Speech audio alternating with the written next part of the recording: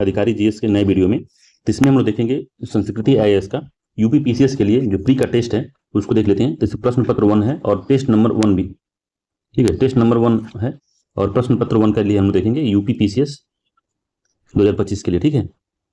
तो प्रीलिम्स जो है अक्टूबर में है, तो उसके पहले पहले हम जो कि 10 या 15 जितने भी होंगे सारे कोचिंगों के, तो जितना संभव हो पाएगा उतना हम करा देंगे इसमें, ठीक है। तो संस्कृति आईएएस का पहला टेस्ट हम लोग देखते हैं।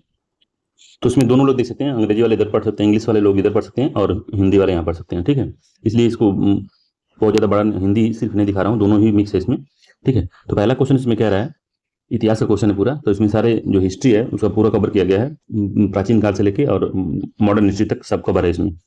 तो एक तरह से रिवीजन ही समझिए इसको। तो पहला क्वेश्चन कह रहा है कि इसमें निम्नलिखित पुरातात्विक स्थलों को उनकी अवस्थिति के आधार पर उत्तर से दक्षिण क्रम में व्यवस्थित कीजिए तथा नीचे दिए गए कूट की सहायता से हमको उत्तर इसका चुनना है, ठीक है। तो अतिरम पक्कम लिखा हुआ है, भीमबेटका है, पकलीहल है, पिकलीहल है, ठीक है, बुर्ज होम है। तो कौन कहाँ पे इसको बताना है। तो बुर्ज होम आप लोग जानते हैं कि जम्मू कश्मीर में होगा, तो सबसे उत्तर में हो जाएगा जम्मू कश्मीर, तो 4 सबसे पहले हो जाएगा इसमें, ठीक है। भीमबेटका आप लोग जानते हैं कि एमपी में है, मध्य प्रदेश में भीमबेटका है। और जो पिकलीहल है ये कर्नाटक में है, अब सबको पता है। और अतिरम पक्कम जो है तमिलनाडु में है। तो हमको लगाना है उत्तर से दक्षिण क्रम, हमको व्यवस्थित करना है। सबसे उत्तर में हमने देखा बुर्ज होम है, उसके बाद आता है एमपी आता है उसके बाद, ठीक है, 2 हो जाएगा। फिर से कर्नाटक आएगा, 3 हो गया। फिर आता है 1, तमिलनाडु सबसे दक्षिण में है। तो 4 2 3 1 इसका सही आंसर होगा। 4 2 3 1 होगा, ठीक, बी वाला जो आंसर है इसका सही होगा। तो सब ये पुरातात्विक स्थल हैं हमारे भारतीय संस्कृति या भारतीय इतिहास के बारे में कुछ ना कुछ ये यहाँ से जानकारियाँ मिलती हैं। तो ये सारे जो हैं, तो उत्तर इसका बी वाला है, ठीक है। अगला क्वेश्चन इसमें कह रहा है कि जैन धर्म के संदर्भ में निम्नलिखित कथनों पर विचार करना है।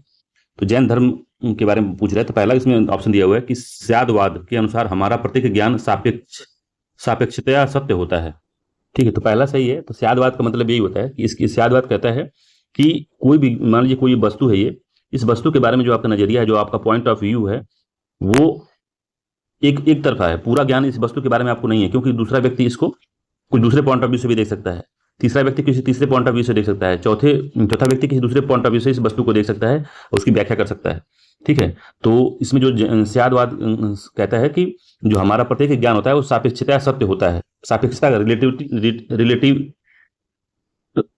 रिलेटिवली जो है ट्रू होता है। इसका कहने का मतलब यही है कि कोई चीज, जैसे मान लीजिए कि अभी एक कहानी आप सुने होंगे कि एक हाथी था, तो 4 अंधे दोस्त थे, ठीक है। तो किसी ने पैर पकड़ा तो कहा ये खंबा है, किसी ने उसकी पूंछ पकड़ा तो कहा कि ये सर्प है, किसी ने उसकी सूंड पकड़ा तो कहा कि ये जो है तना है, किसी पेड़ का तना है। इस तरह से जो है, अब एक्चुअल में वो हाथी था, मगर जो सारे लोग जो अलग अलग थे उनके अलग अलग पार्ट को अगर पकड़ते हैं तो उसकी व्याख्या अलग अलग तरीके से की है। तो वही स्यादवाद कहता है कि कोई व्यक्ति किसी चीज के बारे में, किसी वस्तु के बारे में, किसी ज्ञान के बारे में, किसी भी फिलॉसफी में एक आदमी का जो पॉइंट ऑफ व्यू होता है वो अलग होता है और दूसरे व्यक्ति का अलग होगा, तीसरे व्यक्ति का अलग होगा। जैसे डीएनए होता है ना, हर व्यक्ति का अलग अलग होता है, उसी तरह से किसी वस्तु के बारे में विचार जो है हर व्यक्ति का अलग अलग होता है। उसी को कहता है स्यादवाद। हमारा प्रत्येक ज्ञान सापेक्ष है, किसी न किसी चीज के सापेक्ष होता है, निरपेक्ष नहीं होता। और उसकी जो सत्यता होती है वो आपके पॉइंट ऑफ व्यू पर डिपेंड करती है, दूसरे के पॉइंट ऑफ व्यू पर डिपेंड करती है, ठीक है। कि एक व्यक्ति किसी चीज के बारे में पूरी जानकारी नहीं रख सकता। दूसरा है अनेकांतवाद के अनुसार प्रत्येक वस्तु में अनेक गुण होते हैं। तो ये भी सही है, दोनों ही कथन इसका सही है, सी आंसर इसका, ठीक है। तो अनेकांतवाद, प्रत्येक वस्तु के अनेक गुण होते हैं। अनेकांतवाद के अनुसार ये होता है कि प्रत्येक वस्तु जो होती है, प्रत्येक वस्तु में अनेक गुण होते हैं। कोई व्यक्ति जो है उस वस्तु के जो गुण हैं उनको लिमिटेड जानकारी उसकी रखता है। जो किसी वस्तु के प्रत्येक गुण को, जितने भी उसके गुण होते हैं सबको जान लेता है, उसको हम केवालिन कहते हैं। केवालिन, जैन धर्म के मामले में केवालिन कहते हैं उसको। केवालिन मतलब जो एकदम से परम ज्ञान को प्राप्त कर लेता है, वही किसी वस्तु के सभी गुणों के बारे में जानता है। तो ये पूछ सकता है आपसे एग्जाम में कि स्यादवाद और अनेकांतवाद किस धर्म से संबंधित है। तो जैन धर्म से संबंधित है, ठीक है। दोनों कथन सही है, सी आंसर सही है। अगला है कि प्रसिद्ध बौद्ध पाली ग्रंथ विशुद्धि मग के रचयिता निम्नलिखित में से कौन है। जो पाली ग्रंथ है बौद्ध का, विशुद्धि मग लिखा हुआ है, कि रचयिता कौन है। तो नागार्जुन है, पद्म संभव है, वसुबंधु हैं या बुद्ध घोष हैं। तो कौन, किसने रचना की। तो बुद्ध घोष ने इसकी रचना की थी। तीसरे का डी आंसर सही है, बुद्ध घोष ने इसकी रचना की थी। चौथा है मौर्य सम्राट अशोक के निम्नलिखित में से किन शिलालेखों से संगम राज्य दक्षिण भारत के विषय में जानकारी प्राप्त होती है। तो ये भी इंपॉर्टेंट क्वेश्चन है, कई बार एग्जाम में पूछा हुआ है। तो किस किस शिलालेख में मिलता है कि दक्षिण भारत में के वंशों के बारे में? तो दूसरा और 13वां शिलालेख तो नहीं, दूसरा और 13वां शिलालेख, जिसमें पहला दिया, पहला 13वां गलत है, दूसरा और 13वां अभिलेख में इसका उल्लेख जो है मिलता है, तो इसका बी वाला आंसर सही है। दूसरा और 13वां शिलालेख में हमको दक्षिण भारत के राज्यों के बारे में या संगम राज्य के बारे में हमको जानकारी मिलती है, ठीक है। और बाकी सब गलत है, इसमें दूसरा और 13वां है, याद रखिएगा, इंपॉर्टेंट है ये, बी आंसर सही है। अगला है निम्नलिखित कथनों पर विचार करना है। सातवाहन वंश की शक्ति क्षीण होने के बाद वाकाटक वंश अपना राज्य स्थापित किया, तो इसमें बताना है क्या सत्य है इसमें। तो पहला तो ठीक है कि जब सातवाहनों का अंत हुआ तो उनके ही ये अंदर काम करने वाले सामंत थे वाकाटक, वो जो है प्रभुत्व में आ गए, ठीक है। दूसरा है वाकाटक वंश का पहला राजा प्रवर सेन वन था, तो प्रवर सेन वन नहीं था, इसका जो संस्थापक था वो विंध्यशक्ति था, विंध्यशक्ति, जो बिरार था, आप सुने होंगे, बरार सुने होंगे, ठीक है। तो जो बिरार था या बरार कहते हैं, वो वाले क्षेत्र का सातवाहनों के अंदर वो वहां पर राज्य करता था, वहां का वो समझ एक तरह से सामंत था, ठीक है। तो उसी ने जब सातवाहनों का पतन हो रहा था तो उसी समय उसने वाकाटक वंश की स्थापना की और सातवाहनों के पतन के बाद ये अपना राज्य स्थापित कर लिया, ठीक है। और जो इसका जो संस्थापक था विंध्यशक्ति था, प्रवर सेन नहीं था, ये गलत हो गया। और जो इसका गुप्ता डायनेस्टी जब चल रही थी, मगध में जब गुप्त साम्राज्य चल रहा था, उसी के ये कंटेम्परेरी था, मतलब या उसी के समकालीन था वाकाटक वंश, ठीक है। 255 एडी में इसका स्थापना हुई थी, ठीक है। तो दूसरा वाला गलत हो गया, पहला सही है, तो ए आंसर सही है, याद रखिएगा, विंध्यशक्ति इसका था। और विंध्यशक्ति कहाँ का रूलर था या कहाँ का सामंत था? तो बिरार का सामंत था अंडर सातवाहन डायनेस्टी, तो सातवाहनों के अंदर ही काम करता था, ठीक है। तो इसको वाकाटक को दक्षिणापथ पर राज करने वाले राजा भी या राज्य भी कहा जाता है, कि दक्षिणापथ पर ये राज करते थे या राज करते थे, ठीक है। अगला क्वेश्चन 6वें नंबर का, ऋग्वेद संहिता का 9वां मंडल निम्नलिखित में से किसे समर्पित है? तो ऋग्वेद का जो 9वां मंडल है वो किसको समर्पित है, ये पूछ रहा है आपसे। तो इंद्र और उनका हाथी नहीं, उर्वशी एवं स्वर्ग, ये भी नहीं है, पौधों और जड़ी बूटियों से संबंधित देवतागण, ये भी नहीं है, सोम और इस पे पर नामाकृत देवता, तो डी आंसर सही है, सोम और इस पे पर नामाकृत देवता के बारे में ऋग्वेद संहिता का 9वां मंडल संबंधित है। 7वां है कि निम्नलिखित में से कौन सा भगवान धर्म से संबंधित प्राचीन अभिलेख साक्ष्य है? निम्नलिखित में से कौन सा भागवत है, भगवान नहीं, भागवत धर्म से संबंधित अभिलेख साक्ष्य है? तो समुद्रगुप्त का प्रयाग की सृष्टि है, हेलियोडोरस का बेसनगर अभिलेख है, स्कंदगुप्त का भीतरी है, महरौली स्तंभ अभिलेख है। तो कौन सा है जो कि भागवत धर्म से संबंधित है? तो बी है, हेलियोडोरस का बेसनगर जो अभिलेख था वही जो है संबंधित है किससे? तो भागवत धर्म से संबंधित, ठीक है। तो हेलियोडोरस का बेसनगर अभिलेख या गरुड़ अभिलेख भी इसमें शायद कहा जाता है, गरुड़ अभिलेख। तो इसमें क्या है, इसमें बताया गया भागवत धर्म के बारे में बातचीत की गई है इसमें, ठीक है, याद रखिएगा। तो बी वाला आंसर इसका सही है, बेसनगर का गरुड़ अभिलेख हेलियोडोरस का जो है, हेलियोडोरस ने इसको बनवाया था, इंडो ग्रीक ये व्यक्ति था जो इंडो ग्रीक से संबंधित था। अगला है निम्नलिखित कथनों पर विचार करना है। तो अंतिम मौर्य शासक बृहद्रथ की हत्या उसके सेनापति पुष्यमित्र शुंग ने कर दी, ये बात सही है, पुष्यमित्र शुंग ने कर दी इसकी हत्या, ठीक है। दूसरा है अंतिम शुंग राजा देवभूति की हत्या उसके मंत्री वासुदेव ने की और राज सिंहासन प्राप्त कर लिया, तो दोनों ही कथन सही है। तो अंतिम मौर्य शासक जो बृहद्रथ था उसकी हत्या उसके सेनापति पुष्यमित्र शुंग ने करके शुंग वंश की स्थापना की और शुंग वंश के राजा देवभूति की हत्या करके वासुदेव ने राज सिंहासन अपना प्राप्त कर लिया। और जो देवभूति जो वासुदेव था उसने कण्व वंश की स्थापना की, ठीक है। देवभूति को मार के वासुदेव ने कण्व वंश की स्थापना की, तो दोनों ही कथन इसके सही हैं, याद रखिएगा। 9वां क्वेश्चन कह रहा है कि प्राचीन भारत का निम्नलिखित में से कौन सा महत्वपूर्ण व्यापार केंद्र उस व्यापार मार्ग पर स्थित था जो कल्याण को बेंगी से जोड़ता था? तो कल्याण से बेंगी को जो जोड़ता था, तो एक कल्याण के चालुक्य थे और बेंगी के चालुक्य थे, दोनों जगह चालुक्य वंश शासक एक समय था। मगर इसकी जो रास्ते हैं इसको जोड़ने में ऐसा कौन सा व्यापारिक केंद्र था जो इस मार्ग पे पड़ता था, बताना है आपको। तो तगर है, श्रीपुर है, त्रिपुरी है और ताम्रलिप्ति है। तो कौन पड़ता था इसमें भाई? तो तगर पड़ता था, ए आंसर से तगर जो है इसमें आता था, समझ रहे हैं। तो तगर जो है ये महाराष्ट्र में पड़ता है, ठीक है। महाराष्ट्र में, वर्तमान में महाराष्ट्र में ये जगह है। कल्याण जो आज देखते हैं महाराष्ट्र में, आप जो कल्याण देखते हैं तो वही कल्याण है ये। तो वो जो पश्चिमी घाट के था, वेस्ट कोस्ट पे था। और जो अब बात करें बेंगी का, तो बेंगी जो था आंध्र प्रदेश के कोस्ट पे था, ठीक है। तो इनके बीच में जब हम महाराष्ट्र से आंध्र प्रदेश आएंगे तो उसी के बीच में एक तगर पड़ता है, तगर व्यापारिक केंद्र था जो महाराष्ट्र में आज के समय में पड़ता है। ठीक है, ये पूरी बात है। तगर पड़ता है इसमें, दोनों के व्यापारिक केंद्रों के जोड़ने वाले रास्ते के मार्ग में, ये दोनों के मार्ग में ये तगर पड़ता है, याद रखिएगा। अगला 10 नंबर क्वेश्चन कह रहा है कि निम्नलिखित में से कौन सा ग्रंथ प्रस्थान त्रयी में सम्मिलित नहीं है। तो प्रस्थान त्रयी में सम्मिलित नहीं होने वाला कौन सा ग्रंथ है उसको बताना है। तो आरण्यक है, भगवत गीता है, ब्रह्मसूत्र है, उपनिषद है। तो भगवत गीता, उपनिषद और ब्रह्मसूत्र तो शामिल है इसमें प्रस्थान त्रयी में, आरण्यक नहीं शामिल है। ये आंसर इसका सही है, आरण्यक जो है इसमें शामिल नहीं है। ठीक है, तो इसको याद रखिएगा कि जो प्रस्थान त्रयी होता है उसमें सम्मिलित आरण्यक नहीं होता है, बाकी उसमें भगवत गीता, ब्रह्मसूत्र और उपनिषद शामिल होता है। 11 नंबर क्वेश्चन है कि निम्नलिखित में से कौन सा ग्रंथ महाकवि दंडी द्वारा सृजित नहीं है। तो काफी इंपॉर्टेंट क्वेश्चन है, दंडी के बारे में कई बार एग्जाम में पूछा है। महाकवि दंडी ने किसकी रचना नहीं की है। तो काव्य दर्श है, 10 कुमार चरित है, काव्यानुशासनम है और अवंती सुंदरी कथा है। तो कौन सा नहीं लग रहा है आपको 11वीं का, तो आप तो अंदाजा लगा सकते हैं कौन सा नहीं है इसमें। तो काव्य सुशासन जो हेमचंद्र द्वारा रचित है, हेमचंद्र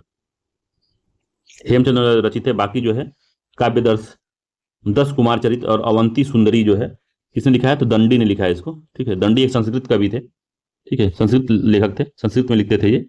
ठीक, तो इसका सी वाला जो आंसर है यही सही है, हेमचंद्र ने काव्यानुशासनम लिखा है, हेमचंद्र। अगला क्वेश्चन देखते हैं, अगला है 12 नंबर का कि निम्नलिखित में से किस संप्रदाय के अनुयायी को महाव्रतध कहा जाता है।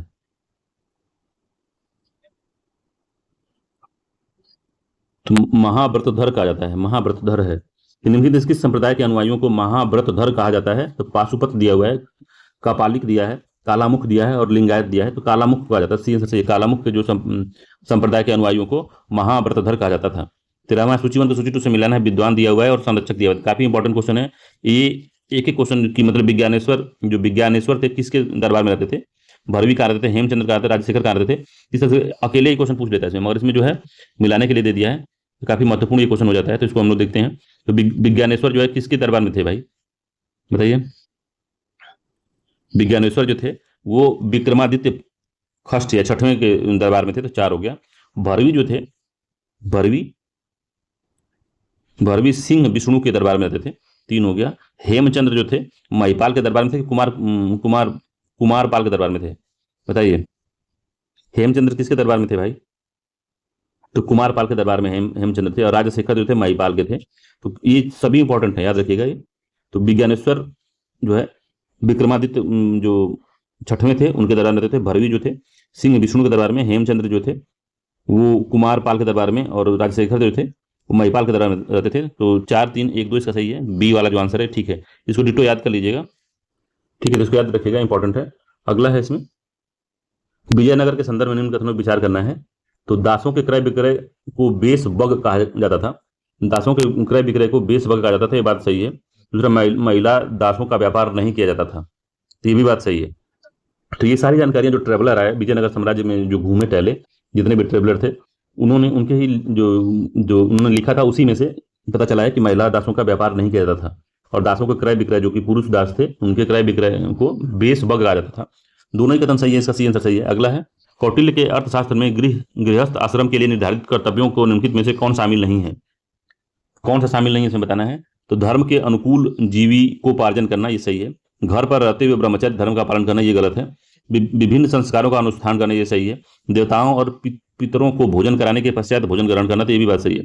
तो एक सी डी तो सही है, मगर बी वाला जो है गलत है। तो 15वें का बी आंसर जो है इनकरेक्ट है, गलत पूछा है। तो बी वाला है कि घर पर रहते हुए ब्रह्मचर्य का पालन करने की बात इसने नहीं कही थी, ये कोई धार्मिक व्यक्ति नहीं था। अगला है निम्नलिखित में से कौन सा धर्म की विशेषता है, जैन धर्म की विशेषता हमको बताना है कौन सी है। तो ईश्वर के अस्तित्व का खंडन, कर्मवाद में विश्वास, आत्मा का अस्तित्व स्वीकार्य।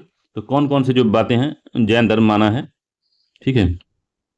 तो कर्मवाद में विश्वास जैन धर्म करता है और आत्मा का अस्तित्व स्वीकार किया इसने कि आत्मा होती है, ठीक है। तो आत्मा जो है होती है, इसने माना, ठीक। ईश्वर का अस्तित्व का खंडन किया। तो बुद्धों ने ईश्वर के अस्तित्व का खंडन नहीं किया था, वो कहा था कि ईश्वर है मगर वो जैन धर्म के नीचे ही है। जो जीन होता है, जैन धर्म में जो जीन होता है वो जीन के नीचे है ईश्वर। जीन जो है ईश्वर से ऊपर होता है। तो ईश्वर में के अस्तित्व का उसने खंडन नहीं किया, वो कहा कि ईश्वर है मगर जो जीन होता है, जिसको जैन धर्म में जीन कहते हैं, जीन के नीचे ही ईश्वर रहता है, इसने माना था। बाकी कर्मवाद में विश्वास करता था और आत्मा का अस्तित्व स्वीकार किया इसने, कहा कि आत्मा तभी जन्म लेती है जब कर्म बाकी रह जाते हैं आपके। कर्मों जो कर्म जो है पूरा खत्म नहीं होता अगर इस जन्म में, तो अगला जन्म फिर से होता है, और जो पिछला कर्म बचा होता है तो उसी का उसमें भरपाई लोगों को करनी पड़ती है। तो यही बात है। तो ये दूसरा तीसरा सही है, पहला इसमें गलत है, उसने ईश्वर को माना था। ठीक है। 17 नंबर का क्वेश्चन है, सूची 1 को सूची 2 से मिलाना है। तो बौद्ध संगीति है और अध्यक्ष है, बताना है कौन सा अध्यक्ष कब बना था। तो प्रथम बौद्ध संगीति का जो अध्यक्ष बना था, सबसे पहले महाकश्यप बने थे, तो 4 हो गया। द्वितीय बौद्ध संगीति के जो अध्यक्ष बने थे वो बने थे सर्वकामी, तो 3 हो गया। तृतीय बौद्ध संगीति के अध्यक्ष जो बने थे वो बने थे आपके मोगली पुत्तिस्त बने थे, 1 हो गया। चतुर्थ के बने थे वसुमित्र, तो 2 हो गया। तो 4 3 1 2 इसका सही आंसर है, तो बी आंसर इसका सही है, 4 3 1 2। ठीक है। इसके अलावा जो है इसका अगला क्वेश्चन हम लोग देखते हैं 18 नंबर का। कह रहा है कि हड़प्पा, नीचे 2 कथन दिए गए हैं, अभिकथन ए और कारण 2, कारण आर। ठीक है। अभिकथन कह रहा है कि हड़प्पा सभ्यता में मंदिर के साक्ष्य प्राप्त हुए हैं, तो नहीं भाई, मंदिर के साक्ष्य हड़प्पा सभ्यता में नहीं प्राप्त हुए हैं। हड़प्पा सभ्यता में देवी देवताओं, पशु पक्षियों और प्रकृति की पूजा की जाती थी, तो ये बात बिल्कुल सही है। तो 18वें का डी आंसर सही है कि एक गलत है और आर सही है। ठीक है। तो डी वाला इसका आंसर बिल्कुल सत्य है। अगला क्वेश्चन है जो 19 नंबर का है, कह रहा है कि भक्ति आंदोलन के निम्नलिखित संतों को उनके कालानुक्रम अनुसार व्यवस्थित करना है हमको, और नीचे दिए गए कूट की सहायता से हमको उत्तर बताना है क्या सही है। तो कबीर है, रामानंद है, गुरु नानक देव हैं, दादू दयाल हैं। तो कौन कब कब आया था इसके बारे में बताना है आपको। ठीक है। कौन कब आया था, तो 19 नंबर का जो क्वेश्चन है उसमें बताना है। तो जब आप रामानंद के बारे में देखेंगे तो रामानंद जो थे 1299 से 1410 तक ये थे। ठीक है। उसके बाद जब हम देखेंगे कबीर दास को तो 1398 से लेके 1518 के बीच थे ये। ठीक। गुरु नानक देव के बारे में अगर हम समझते हैं तो 1469 से लेके ये 1539 ईस्वी तक थे। और दादू दयाल जो सबसे लास्ट में थे 1544 से लेके 1603 तक ये थे। ठीक है। तो सबसे पहले कौन आ गया, तो रामानंद जी आ गए सबसे पहले। तो 2 सबसे पहले होगा, ये हो गया तो ये होगा। फिर उसके बाद में आते हैं 1398 से कबीर आ जाएंगे, तो 1 आ जाएगा। तो 2 के बाद 1 आएगा। ठीक है। ये दोनों में 1 1 है। फिर उसके बाद में आएगा गुरु नानक देव आएंगे, तो 3 आएंगे। तो ठीक है, 3 इसमें 4 इसमें होगा, तो ये वाला गलत हो गया, तो ये वाला ठीक है। तो बी आंसर सही है इसका। सबसे पहले रामानंद है, फिर कबीर आए हैं, फिर गुरु नानक देव आए, फिर दादू दयाल आए। तो दादू दयाल सबसे लास्ट में आए हैं इसमें। ठीक है। बी वाला आंसर सही है। अगला है सातवाहन वंश के बारे में फिर से क्वेश्चन पूछ रहा है कि सातवाहन वंश के निम्नलिखित शासकों को कालानुक्रम में व्यवस्थित कीजिए, और कूट की सहायता से हमको उत्तर देना है कि कौन कब आया था। ठीक है। तो सबसे पहला इसमें वशिष्ठी पुत्र पुलवामी, शिवश्री सतकर्णी, यज्ञश्री सतकर्णी, गौतमी पुत्र सतकर्णी। तो गौतमी पुत्र सतकर्णी जो सबसे पहले आया था। ठीक है। तो गौतमी पुत्र को हम सबसे पहले रखेंगे। ठीक है। उसके बाद गौतमी पुत्र के बाद आप थोड़ा भी सा भी पढ़े होंगे तो वशिष्ठी पुत्र पुलवामी था। तो 4 के बाद 1 आएगा, 4 के बाद 1 कहीं सी में है नहीं, तो पहला ही इसका ऑप्शन सही हो जाएगा। ठीक है। फिर उसके बाद में देखेंगे आप तो शिव श्री सतकर्णी आया, तो 2 हो गया। फिर यज्ञश्री आया। ठीक है, 3 हो गया। फिर तो 4 1 2 3 जो है यही सही है, ए वाला आंसर जो है ये ठीक है। अगला है इसमें कि औरंगजेब प्रशासनिक आदेश के संदर्भ में निम्नलिखित कितना विचार करना है। तो औरंगजेब का जो प्रशासनिक आदेश था के बारे में बताना है क्या सही है। तो हिंदू व्यापारियों पर 5% तथा मुस्लिम व्यापारियों पर 2.5% सीमा शुल्क आरोपित किया था। किसने किया था, तो औरंगजेब ने किया था ये बात। ठीक है। तो क्या ये बात सही है, तो पहला वाला तो इसका ठीक है। पहला वाला जो ऑप्शन दिया है कि हिंदुओं व्यापारियों पर 5% का था, मुसलमानों पे 2.5% की छूट दिया था उसने सीमा शुल्क के, तो ये पहला ठीक है। दूसरा है कि खालसा भूमि के राजस्व संग्रह के लिए हिंदुओं को नियुक्त किया गया था, तो ये गलत है। जो खालसा भूमि थी तो पहले जो था, इसके पहले के जो राजा थे वो हिंदू और मुसलमान दोनों को ही रखते थे खालसा भूमि के राज संग्रह के लिए। मगर जब औरंगजेब आया तो इसने हिंदुओं को हटा के सारे मुसलमानों को खालसा भूमि का जो राजस्व था उसको संरक्षण करने के लिए, संग्रह करने के लिए रखा था। तो सब पूरा हिंदुओं को हटा के इसने मुस्लिमों को अपॉइंट कर दिया था। तो दूसरा वाला गलत हो गया, इसमें हिंदुओं को नियुक्त नहीं किया था, मुस्लिमों को नियुक्त किया था। तो पहला सही है, ए वाला आंसर से, दूसरा वाला गलत है इसमें। अगला है जहांगीर ने निम्नलिखित में से किस चित्रकार को बीजापुर के सुल्तान आदिल शाह का चित्र बनाने के लिए भेजा था। तो बीजापुर के सुल्तान आदिल शाह का चित्र बनाने के लिए किसको भेजा था, तो फारूक बेग को भेजा था। सी आंसर से फारूक बेग को भेजा था जहांगीर ने बीजापुर के सुल्तान आदिल शाह का चित्र बनाने के लिए। अगला है कि अगला क्वेश्चन 23 नंबर का कि विभाग दिया हुआ है और संस्थापक दिया हुआ है। तो दीवाने अर्ज है, दीवाने आमिर कोई है, दीवाने इश्तियाक है, और दीवाने बंदगान है। तो कौन किसने किया था उसमें बताना है, कौन सा सही सुमेलित है, कितने सही सुमेलित है इसमें बताना है हमको। काफी इंपॉर्टेंट क्वेश्चन है, क्वेश्चन पूछता है, रिपीट होता है बार बार। ठीक है। तो दीवाने अर्ज जो है बलबन ने ही इसको बनाया था, तो ये बात तो बिल्कुल सही है। तो सैन्य विभाग से संबंधित है, सैन्य विभाग। ठीक है, सैन्य विभाग से संबंधित था, बलबन ने बनाया था, पहला ठीक है। दूसरा है इसमें दीवाने आमिर कोही। तो आमिर एक कोही जो मोहम्मद बिन तुगलक ने बनाया था, ये भी बात सही है। तो ये जो था राजस्व के लिए था, ठीक है, रेवेन्यू सिस्टम इसके लिए ये इसको बनाया था। और जो कल्टिवेटेड लैंड थी उसकी जानकारी रखने के लिए मोहम्मद बिन तुगलक ने आमिर एक कोही का निर्माण जो है संस्था का निर्माण किया था। ठीक है, दीवाने इश्तियाक अलाउद्दीन खिलजी दिया हुआ है। तो दीवाने जो इश्तियाक था, तो इसको अलाउद्दीन खिलजी ने नहीं, एफएसटी फिरोज शाह तुगलक ने बनाया था इसको। ठीक है, ये पेंशन विभाग था, पेंशन विभाग। ठीक है, एफएसटी ने बनाया था। दीवाने बंदगान जो था फिरोज शाह तुगलक ने बनाया था, ये भी सही है। तो 1 2 4 उसमें से डी, तीसरा वाला गलत है। दीवाने इश्तियाक जो है अलाउद्दीन खिलजी नहीं था, ये भी फिरोज शाह तुगलक था, फिरोज तुगलक था ये भी। तो डी वाला आंसर इसका सही है। ठीक है, याद रखिएगा, इंपॉर्टेंट है। निम्नलिखित में से कौन सा भारत में निर्मित दोहरे गुंबद वाला पहला मकबरा है? तो काफी इंपॉर्टेंट क्वेश्चन है। एग्जाम में पूछा हुआ है कि दोहरे गुंबद वाला पहला मकबरा कौन सा है, इसमें बताना है आपको। तो हुमायूं का मकबरा जो है, सी आंसर सही है। हुमायूं का मकबरा जो है दोहरे गुंबद वाला पहला मकबरा है, हुमायूं का मकबरा। ठीक है, बलबन का मकबरा, सुल्तानगढ़ी का मकबरा और शेर शाह का मकबरा ये बाद में बने हैं। हुमायूं का जो मकबरा था, ये जो डबल गुंबद या दोहरे गुंबद वाला पहला मकबरा के रूप में इसको विख्यात है ये। ठीक है, आप बताइए कि हुमायूं का मकबरा है कहाँ पे। अगला है मुगल कालीन प्रशासनिक व्यवस्था में पैबाकी का आशय क्या था? पैबाकी का आशय पूछ रहा है कि वो क्या था। तो खालसा भूमि से प्राप्त भू राजस्व नहीं, खालसा भूमि से अनुमानित भू राजस्व भी नहीं, अनुवांशिक आधार पर प्राप्त जागीर ये भी नहीं था। इसमें था किसी जागीरदार से छीनकर नए जागीरदार को आवंटित करने के लिए रखी गई भूमि को हम पैबाकी कहते थे। ठीक है, तो पैबाकी क्या था मुगल प्रशासनिक व्यवस्था में? तो किसी जागीरदार से छीनकर नए जागीरदार को आवंटित करने के लिए जो भूमि रखी गई थी या रखी जाती थी उसको हम कहते थे पैबाकी। डी आंसर सही है इसका। 26वां है, निम्नलिखित में से कौन से सूफी संत, किस सूफी संत को मुजाही अलिफसानी की उपाधि दी गई? तो मुजादी और फिलसानी की उपाधि किस सूफी संत को दी गई थी, इसके बारे में बताना है।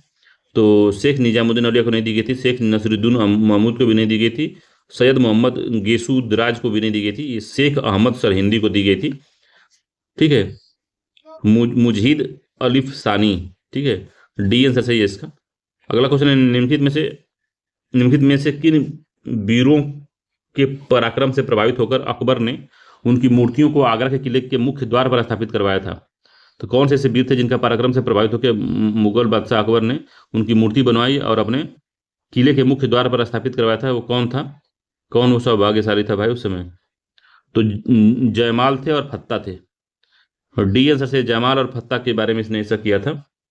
ठीक है, अगला क्वेश्चन है इसमें 28 नंबर का, कह रहा है कि निम्नलिखित में से कौन से प्रशासनिक सुधार शेर शाह सूरी द्वारा लागू किए गए थे?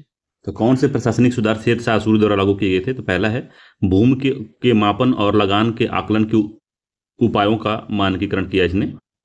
तो बात सही है कि जो शेर शाह सूरी था उसने भूमि के मापन और लगान के आकलन के उपायों का मानकीकरण किया था, ये पहला ठीक है। दूसरा है न्याय प्रणाली को व्यवस्थित किया इसने, ये भी ठीक है। घोड़ों को दागने की प्रथा को पुनः प्रारंभ किया इसने। तो घोड़ों को दागने की प्रथा को पुनः प्रारंभ किया, इस सबसे पहले किसने किया था? अलाउद्दीन खिलजी ने घोड़ों को दागने की प्रथा प्रारंभ की थी। चौथा, स्थानीय प्रशासन को व्यवस्थित करना, तो इसने स्थानीय प्रशासन को भी व्यवस्थित किया था। तो सारे काम इसने किया था, तो इसको डी आंसर सही है, चारों काम इसने किया था। इसके अलावा इसने इंटेलिजेंस डिपार्टमेंट बनाया था, इंटेलिजेंस डिपार्टमेंट भी बनाया था शेर शाह सूरी ने। और साथ ही साथ में जो division of empire into the various provision and इक्ता, तो मतलब जो इसका पूरा जो इसका क्षेत्र था उसको डिवीजन में बांटा था, डिवीजन में, फिर उसको इक्ता में बांटा था। इक्ता जो था मतलब डिवीजन, अपने पूरे देश को जहाँ जहाँ उसका क्षेत्र था जितना, उसको डिवीजन में बांटा, फिर डिवीजन को इक्ता में बांटा, समझ रहे हैं? तो ये भी काम इसने किया था। और काउंसिल ऑफ मिनिस्टर, ठीक है, काउंसिल ऑफ मिनिस्टर भी बनाया था इसने, मंत्रिपरिषद की भी स्थापना इसने की थी। तो ये सब अच्छे अच्छे काम इसने किए थे। तो डी आंसर इसका सही है, चारों सही था इसमें। 29 नंबर क्वेश्चन है, निम्नलिखित में से किस विदेशी यात्री ने मुगल कालीन भारत से संबंधित अपने अनुभवों को travel in the Mughal empire नामक पुस्तक में संग्रहित की थी? तो पीटर मुंडी नहीं था वो, फ्रांसिस्को पेलसार्ट भी नहीं था, निकोलाओ मनुची भी नहीं था, ये फ्रांसिस बर्नियर था। डी आंसर सही है, फ्रांसिस बर्नियर ने ट्रेवल इन मुगल अंपायर नामक पुस्तक जो है लिखी थी। 30 नंबर क्वेश्चन कह रहा है कि कथन कारण वाला क्वेश्चन है। कथन कह रहा है कि बलबन ने सुल्तान की प्रतिष्ठा में वृद्धि के लिए राजपद के नए सिद्धांत का प्रतिपादन किया था। तो ये बात सही है कि इसने बलबन ने सुल्तान की प्रतिष्ठा को में वृद्धि के लिए राजपद के नए सिद्धांत को लागू किया था। तो प्रिंसिपल ऑफ किंगशिप को इसने बनाया था। और बलबन, कारण क्या था कि बलबन तुर्क ए चहलगानी का सदस्य था। तो वो जानता था कि जो राजपद के सिद्धांत अगर नहीं रहेगा तो ये जो चालगानी थे इनको उनको चालगानी जो है दबा के रखेंगे। इस वजह से उसने राजपद के सिद्धांत का प्रतिपादन किया था। ठीक है। तो चालीसा जो था तुर्क चालगानी जो जिसको कहते हैं, ये चालगानी किसने बनाया था? तो ये जो बनाया था इल्तुतमिश ने इसको बनाया था, तुर्क चालगानी को। और बलबन भी उसका सदस्य था। ठीक है। तो दोनों कथन का सही है और उसकी व्याख्या भी करता है। ए आंसर इसका सत्य है। ठीक है। अगला है 31 नंबर का कि सल्तनत कालीन किस सुल्तान के निधन पर बदायूनी ने राजा को अपनी प्रजा से मुक्ति मिली और प्रजा को अपने राजा से इस प्रकार टिप्पणी की थी। तो कौन जब खत्म हुआ था तो ये बात जो है बदायूनी ने लिखी थी। तो मोहम्मद बिन तुगलक के लिए, एमबीटी जो था मोहम्मद बिन तुगलक के लिए बदायूनी ने ये बात लिखी थी। 32 नंबर क्वेश्चन है कि सल्तनत कालीन निम्नलिखित सुल्तानों को उनके कालानुक्रम में व्यवस्थित कीजिए और कूट के हिसाब से बताना कि आंसर कौन सा है। ठीक है।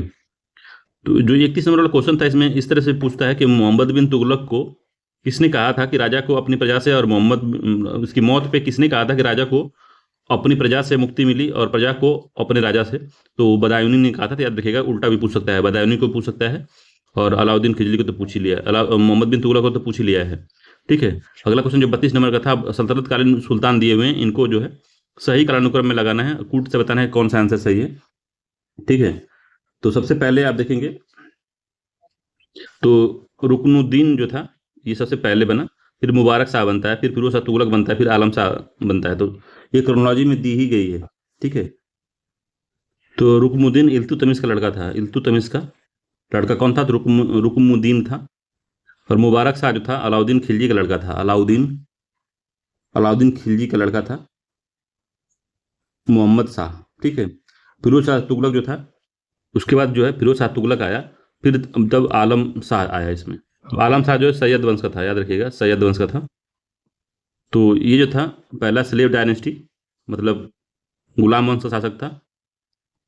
और ये जो था आपका खिलजी वंश का शासक था। फिरोज शाह तुगलक जो था आपका तुगलक वंश का शासक था। और आलम शाह जो था सैयद वंश का शासक था। तो ये चारों अलग अलग वंश के थे। तो 1 2 3 4 इसका सही लिखा हुआ है, सी आंसर इसका सही है।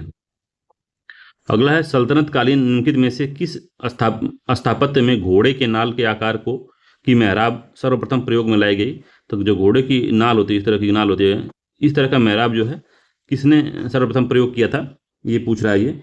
तो इल्तुतमिश के मकबरे में नहीं किया गया था, गयासुद्दीन तुगलक के मकबरे में नहीं किया गया था, अलाई दरवाजा जो बनाया गया था तो घोड़े के नाल के आकार की बनाई गई थी। ठीक है। सी आंसर इसका सही है, अलाई दरवाजा।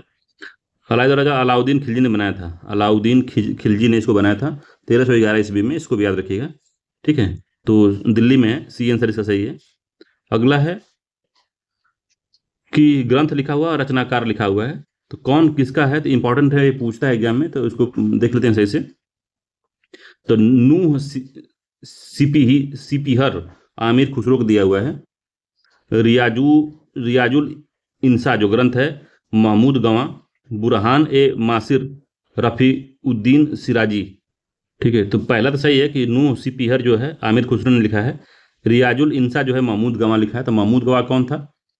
महमूद गवां जो था वो प्राइम मिनिस्टर था किसका? बहमनी रूलर मोहम्मद III का, समझ रहे हैं। और जो बुरहान ए मासिर जो था ये बहुत महत्वपूर्ण सोर्स है मध्यकालीन साउथ इंडिया का इतिहास जानने के लिए, और इसको सैयद अली ने लिखा था। सैयद अली ने लिखा था इसको। तो रफ़ी उद्दीन सिराजी नहीं है इसमें, ये गलत हो गया। तो केवल 2 सही है, बी आंसर सही है, 2 युग्म सही है, सैयद अली होंगे ये। ठीक है, डी वाला। 35वां है निम्नलिखित कथनों विचार करना है, बताना है विजयनगर के शासक कृष्णदेवराय ने मुक्त माल्यद ग्रंथ की रचना की थी। तो ये बात सही है। कृष्णदेवराय को आंध्र भोज के नाम से भी जाना जाता था। तो कृष्णदेवराय को आंध्र भोज के नाम से भी जाना जाता है, भी सही है। तीसरा है कि कृष्णदेवराय के दरबार को अल्लासानी पेंडुना नामक राजकवि सुशोभित करते थे, जो सांस्कृतिक एवं तमिल दोनों भाषाओं के ज्ञाता थे।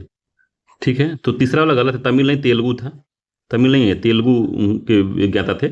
संस्कृत और तेलुगु के ज्ञाता, तमिल के ज्ञाता नहीं थे, तो इस वजह से ये गलत हो गया है। बहुत छोटा सा ये अंतर है, याद रखिएगा। तो एक और दो सही है, इसका ए आंसर सही है। ठीक है, तो ये जो कृष्णदेवराय के अष्ट दिग्गज थे, अष्ट दिग्गज के ये भाग थे, अल सन्नी पेंडुना। ठीक है, राजकवि थे ये, और इनको जो है आंध्र पोइट्री का पितामह कहा जाता है, आंध्रा पोइट्री का पितामह कहा जाता है इनको। एक दो सही है, इसका तीसरा वाला गलत है। अगला क्वेश्चन है इसमें, निम्नलिखित में से किस कवयित्री ने अपनी कृति मधुरा विजय में अपने पति के विजय के अभियानों का वर्णन किया? तो भारती नहीं, गंगा देवी, बरदम्बिका, बीजिका, किसने की थी भाई? तो काफी ये इंपॉर्टेंट है। तो वो जो थी गंगा देवी हैं। ठीक है, गंगा देवी, ये कुमार कंबन की बीवी थी। ठीक है, ये कुमार कंबन नाम था उनकी, बीवी थी विजयनगर अंपायर में। ये क्या थे? जो कुमार कंबन था वो विजयनगर अंपायर का कमांडर था। ठीक है, तो उसी का था ये गंगा देवी, उन्होंने अपने पति के अभियानों का वर्णन किया था। तो बी आंसर सही है इसका। किसमें किया? मदुरा विजय में। मुगल बादशाह अकबर द्वारा फतेहपुर सीकरी में निर्मित इबादत खाना निम्नलिखित में से क्या था? तो इबादत खाना का जो निर्माण कराया गया था वो क्या था, वही पूछ रहा है। तो राज परिवार के प्रयोग के लिए मस्जिद नहीं थी, निजी प्रार्थना कक्ष नहीं था, विभिन्न धर्मों के विद्वानों के साथ चर्चा हेतु भवन बनाया गया था, इबादत खाना। तो सी वाला आंसर इसका सही है, एक बार ये पूछा था एग्जाम में। अगला कथन कारण वाला क्वेश्चन है 38 नंबर का, कह रहा है कौन सा सही है? तो अकबर ने 1602 में फतेहपुर सीकरी में बुलंद दरवाजा का निर्माण करवाया था। तो पहला सही है, 1602 में फतेहपुर सीकरी में बुलंद दरवाजा का निर्माण कराया गया था। कारण था अकबर अपने पुत्र जहांगीर के जन्मोत्सव को चिरस्थायी बनाना चाहता था। तो ऐसा नहीं है, ये दूसरा वाला गलत है। तो गुजरात विजय के उपलक्ष्य में बनाया गया था, गुजरात विजय के उपलक्ष्य में इसको बनाया गया था। अकबर के पुत्र जहांगीर के जन्मोत्सव के लिए नहीं बनाया गया था। तो ये वाला गलत हो गया, केवल एक सही है, दूसरा गलत है। सी वाला आंसर इसका सही है। अगला है पुस्तक है और लेखक है उसके, 39 नंबर क्वेश्चन है, पुस्तक है उसके लेखक हैं। तो आलमगीर नामा किसने लिखा है, ये बताना है आपको। आलमगीर नामा, तो मिर्जा मोहम्मद काजिम ने आलमगीर नामा लिखा है। तबाके अकबरी जो है कौन लिखा है? तो तबाके अकबरी जो है निजामुद्दीन अहमद की बुक है। 4 हो गया। चहार चमन, काफ़ी इंपॉर्टेंट है ये। चहार चमन किसने लिखा है? तो चहार चमन जो है चंद्रभान ब्राह्मण ने लिखा है। 3 कई बार क्या में पूछा है, चंद्रभान ब्राह्मण ने इसको लिखा है। इकबाल नामा ए जहांगीरी जो है मुतमिद खान ने लिखा है इसको। तो 1 हो गया। तो 2 4 3 1, डी आंसर इसका सही है। 2 4 3 1, डी वाला जो आंसर है ये बिल्कुल सही है। अगला है सल्तनत काल के सिक्के टंका, दिनार, जीतल निम्नलिखित में से किन किन धातुओं के बने हुए थे? तो जो टंका था वो चांदी का बना रहता था। ठीक है, दिनार जो है सोने का था और जीतल तांबा का था। सी वाला सही है, टंका चांदी, दिनार सोना और जीतल तांबा का बना होता था। तो सी वाला जो आंसर इसका है वो बिल्कुल सही है। ठीक, अगला क्वेश्चन है इसमें 41 नंबर का, कह रहा है कौन सा सही है इसमें? तो राज्य संघ राज्य क्षेत्र है, राज्य खाद्य सुरक्षा सूचकांक 2024 में उनकी श्रेष्ठता के अनुसार जो है क्रम में लगाना है। तो ये करंट अफेयर्स का क्वेश्चन है। तो तमिलनाडु जो है राज्य खाद्य सुरक्षा सूचकांक 2024 के अनुसार कौन से स्थान पे है? इस तरह का क्वेश्चन है, हमको बताना है कौन सा किस स्थान पे है। तो तमिलनाडु जो द्वितीय स्थान पे 2 हो गया। जम्मू कश्मीर जो है वो किस स्थान पे है? तो तृतीय स्थान पे जम्मू कश्मीर है। तो 3 हो गया यहाँ पे। केरल जो है आपका प्रथम स्थान पे है। तो 1 हो गया। गुजरात जो है चतुर्थ स्थान पे, 4 हो गया। तो 2 3 1 4 सही है इसका। 2 3 1 4 सी वाला आंसर सही है। ठीक है, तमिलनाडु का स्थान द्वितीय स्थान पे आ रहा है, केरल जो है प्रथम स्थान पे आ रहा है, जम्मू कश्मीर जो है तृतीय स्थान पे आ रहा है और गुजरात चतुर्थ स्थान पे आ रहा है खाद्य सुरक्षा, राज्य खाद्य सुरक्षा सूचकांक 2024 में। ठीक है, याद रखिएगा। तो 6th state food safety index 2024 release किया गया है किसके द्वारा? तो फसाई द्वारा, food safety and standard authority of India द्वारा इसको रिलीज किया गया था। उसी में इसको बताया गया है कि कौन जो है किसमें है। इसमें जो है 5 जो पैरामीटर पे इसको कैलकुलेट किया गया है। तो पहला पैरामीटर है human resource and institutional data. तो ह्यूमन जो रिसोर्स है एंड इंस्टीट्यूशनल डाटा इसमें किया गया है। कंप्लायंस इसमें ऐड किया गया है। Food testing infrastructure and monitoring को भी इसमें ऐड किया गया है कि किस राज्य ने फूड सेफ्टी और इसके मॉनिटरिंग के लिए काम किया है। ठीक है, ट्रेनिंग एंड कैपेसिटी बिल्डिंग पे कौन जो राज्य है काम कर रहा है फूड चेक करने में। ठीक है, कंज्यूमर जो इंपावरमेंट के लिए कौन स्टेट जो है अच्छा कार्य कर रहा है। इन 5 पैरामीटर पर देखा गया तो नंबर 1 पे केरल आया था। अगला है 97वें ऑस्कर पुरस्कार 2025 के अंतर्गत अनोरा सर्वश्रेष्ठ फिल्म के साथ ही समारोह की सर्वाधिक पुरस्कार जीतने वाली फिल्म बनी। इस फिल्म के निर्देशक निम्नलिखित में से कौन है? तो सीन बेकर हैं, एड्रियन ब्रांडी हैं, मिकी मैडिसन हैं और किरेन कल्किन हैं। तो कौन है इसका? तो सीन बेकर जो है इसके जो है निर्देशक हैं, इंपॉर्टेंट याद रखिएगा।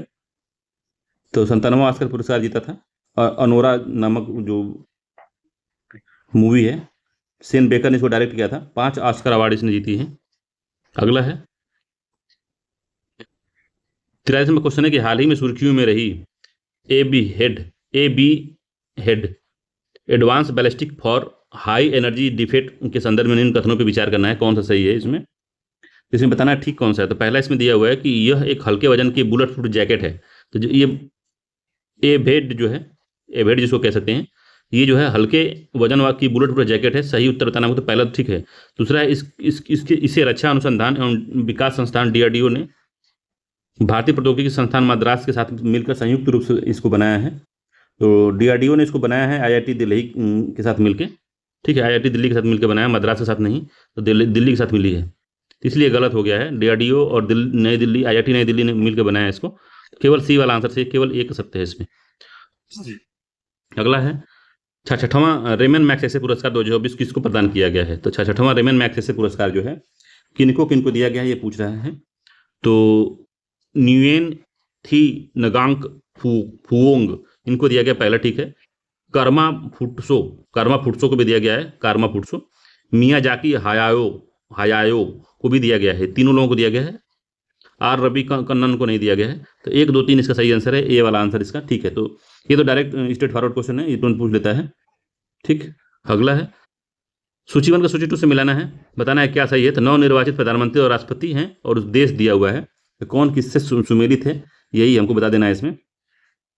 तो रतु नाइकामा लाल बालावू ये फिजी के बने हैं, ठीक है। पेंटोगर्टान सिनावात्रा ये थाईलैंड के बने हैं। जाफर हसन जो है जॉर्डन के बने हैं। शिगेरू इशिबा जो है जापान के बने हैं। तो ये प्रधानमंत्री राष्ट्रपति इन देशों के बने हैं। 1, 2, 3, 4 इसका सही आंसर है, ए वाला जो आंसर इसका ठीक है। तो इस तरह से क्वेश्चन पूछता है यूपीपीसीएस में, याद रखिएगा इसको। 46 नंबर क्वेश्चन है कि निम्नलिखित में से सेमीकंडक्टर इंडिया 2024 का विषय क्या था? तो सेमीकंडक्टर नहीं है, सेमीकॉन इंडिया 2024 का जो विषय था वो क्या था? तो सेमीकंडक्टर भविष्य को आकार देना, आत्मनिर्भर भारत के लिए सेमीकंडक्टर नवाचार, भारत में सेमीकंडक्टर इकोसिस्टम को उत्प्रेरित करना, भारत में डिजाइन और निर्माण, विश्व के लिए भारत को सेमीकंडक्टर राष्ट्र बनाना। तो पहला इसका सही है, सेमीकंडक्टर भविष्य को आकार देना, इसका थीम थी, विषय थी। 47 नंबर क्वेश्चन है कि हाल ही में सुर्खियों में रहा BNT 116 क्या है? तो BNT 116 के बारे में पूछा है, ये है क्या भाई साहब? कौन सा नंबर क्वेश्चन है? तो BNT 116 जो है वो क्या है? तो BNT 16 जो है सीरम इंस्टीट्यूट ऑफ इंडिया द्वारा विकसित मलेरिया का टीका है। भारत बायोटेक इंटरनेशनल द्वारा विकसित मलेरिया का टीका है। सीरम इंस्टीट्यूट ऑफ इंडिया द्वारा विकसित एड्स का टीका है। बायोटेक द्वारा विकसित फेफड़े के कैंसर का टीका है। तो ये जो है BNT 1116 है वो RNA थेरेपेटिक से बना हुआ की तरह यूज होता है। ये बायोटेक द्वारा विकसित फेफड़ा कैंसर का एक टीका है ये। तो डी आंसर इसका सही है। तो RNA बेस्ड कैंसर वैक्सीन है ये, ठीक है। 48 नंबर क्वेश्चन कह रहा है कि निम्नलिखित कथनों विचार करना है। तो हालिया में शिक्षा मंत्रालय ने प्रोजेक्ट नमन के पहले चरण का शुरुआत किया। तो प्रोजेक्ट नमन का पहले चरण का शुरुआत किया, तो ऐसा गलत है। अगला है प्रोजेक्ट नमन पूर्व सैनिकों और उनके परिवारों की सहायता के लिए आरंभ किया गया। तो सही पूछा गया, तो डी वाला सही है, ठीक है। तो Indian army has introduced the first phase of project Naman. तो इंडियन आर्मी द्वारा इसको बनाया गया है, पहला इसका गलत है, ये शिक्षा मंत्रालय द्वारा नहीं है। तो केवल एक इसमें सही है, केवल 2 वाला सही है इसमें। तो डी आंसर सही है इसका, पहला गलत है, इंडियन आर्मी इंट्रोड्यूस की इसको। अगला है वैश्विक भुखमरी सूचकांक में निम्नलिखित में से किन संकेतकों का उपयोग किया जाता है? तो वैश्विक भुखमरी सूचकांक ग्लोबल हंगर इंडेक्स में क्या क्या जो है यूज किया जाता है उसी को बताना है। तो अल्प पोषण, तो अंडर न्यूट्रिशन को इसमें लिया जाता है, ठीक है, पहला। लाइफ एक्सपेक्टेंसी, तो लाइफ जीवन प्रत्याशा को इसमें शामिल नहीं किया जाता। शिशु दुर्बलता या इन्फेंट वेस्टिंग जो है इसको ऐड किया जाता है, ठीक है। इन्फेंट मोर्टेलिटी रेट बीच में ऐड किया जाता है। तो 1, 3, 4 इसका सही है, दूसरा वाला नहीं है। तो सी आंसर सही है, 1, 3, 4 जो है इसमें ऐड किया जाता है, ठीक है। तो under nutrition, child stunting, infant wasting और इन्फेंट मोर्टेलिटी, 4 चीज उसमें ऐड की जाती है, ठीक है। तो 3 इसी में दिया, जीवन प्रत्याशा इसमें गलत दिया हुआ है। स्टंटिंग है कि मतलब कि उम्र के हिसाब से, चाइल्ड स्टंटिंग कि उम्र के हिसाब से उसकी लंबाई कितनी बड़ी है, इसको भी इसमें शामिल किया जाता है। जीवन प्रत्याशा इसमें नहीं है, वैश्विक भुखमरी में, याद रखिएगा। सी आंसर इसका सही है, 1, 3, 4। 50 नंबर क्वेश्चन कह रहा है कि सर्वोच्च न्यायालय के नए ध्वज और प्रतीक चिन्ह के संदर्भ में निम्न कथनों पर विचार करना है। तो इस ध्वज पर संविधान की पुस्तक को सबसे ऊपर दर्शाया गया है। जो झंडा बना है सर्वोच्च न्यायालय का, उसमें पूछ रहा है कौन सा सही है। तो ये गलत है पहला वाला। दूसरा है कि प्रतीक चिन्ह पर यतो धर्मस्तयो जय देवनागरी लिपि में अंकित किया गया है, ठीक है, ये सही है। तीसरा, न्याय की देवी की प्रतिमा में तराजू को संविधान से प्रतिस्थापित कर दिया गया है, ये भी गलत है। तो केवल बी दूसरा सत्य है इसमें। तो नया ध्वज जो है सर्वोच्च न्यायालय ने अपनाया है, तो उसमें जो अशोक चक्र है वो शीर्ष पे प्रतिस्थापित किया गया, जो जैसा कि पहले ऑप्शन में लिखा हुआ है कि बुक को बता रहा है, संविधान की जो पुस्तक है उसको शीर्ष पे रखा गया है, तो ये गलत है।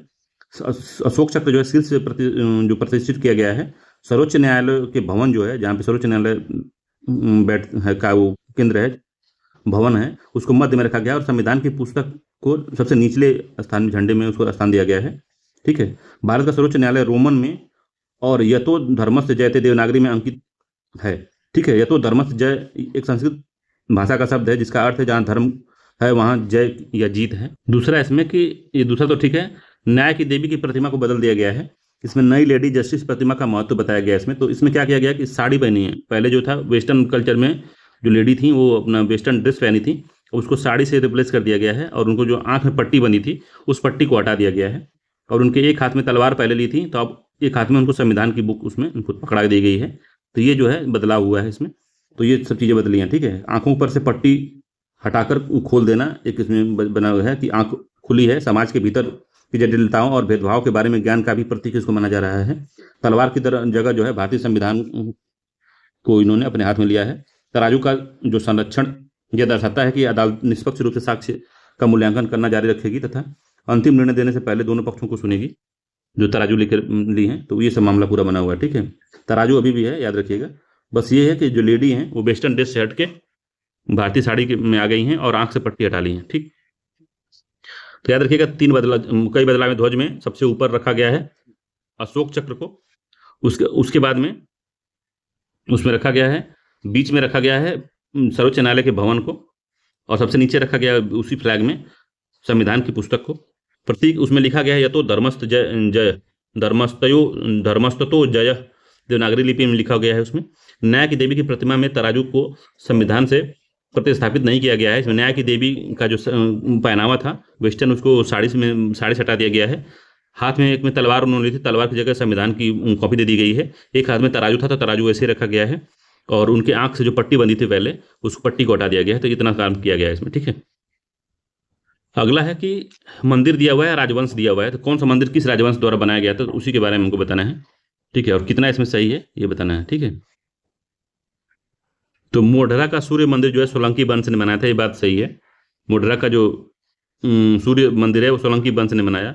महाबलीपुरम को पल्लव वंश ने बनाया, और खजुराहो के मंदिर को चंदेलों ने बनाया। विरूपाक्ष मंदिर को चोल दिया हुआ है, तो चोल नहीं, ये चालुक्य टेम्पल है, चालुक्यों द्वारा बनवाया गया है विरूपाक्ष मंदिर को। तो 1, 2, 3 सही है, इसका सी वाला आंसर सही, चौथा गलत है, ये वाला चालुक्य ने बनाया, चोल में नहीं बनाया। अगला है 4052 रचनाओं का संग्रह ग्रंथ, 4052 रचनाओं का संग्रह ग्रंथ नलयीरा दिव्य प्रबंधन निम्नलिखित में से किन भक्ति संतों से संबंधित है। तो अलवार है, नयनार है, भागवत है, पाशुपत है। तो किससे संबंधित है ये 52वें का, तो अलवार से संबंधित है। ये आंसर सही है, इंपॉर्टेंट क्वेश्चन याद रखिएगा। नलयीदारी दिव्य प्रबंधन, नलयीरादि दिव्य प्रबंधन, नलीरा दिव्य प्रबंधन, ये है, ये अलवार संतों से संबंधित है। उत्तर वैदिक काल के संदर्भ में निम्न कथनों में से कौन सा सही नहीं है। तो सही नहीं है वो ये बताना है आपको, ठीक है। पहला कर संग्रह का कार्य संग्रहित्री नामक अधिकारी करता था, तो पहला सही है। आकस्मिक हमलों हेतु राजा अस्थायी सेना रखता था, तो उत्तर वैदिक काल में अस्थायी सेना नहीं थी, ये गलत हो गया। स्थानीय विवादों का निपटारा राजा द्वारा किया जाता था, तो स्थानीय निपटारों का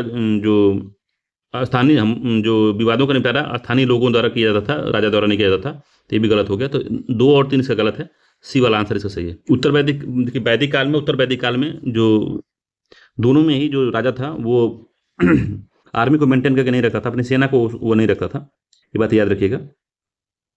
लोअर लेवल पे जो एडमिनिस्ट्रेशन था वो जो था स्थानीय विवादों का निपटारा करता था, इसको याद रखिएगा, राजा के पास नहीं जाता था मामला। तो 2 3 इससे गलत है, केवल एक ही सही है कि जो कर संग्रह था संग्रहित्री उसका नाम था, वो अधिकारी था।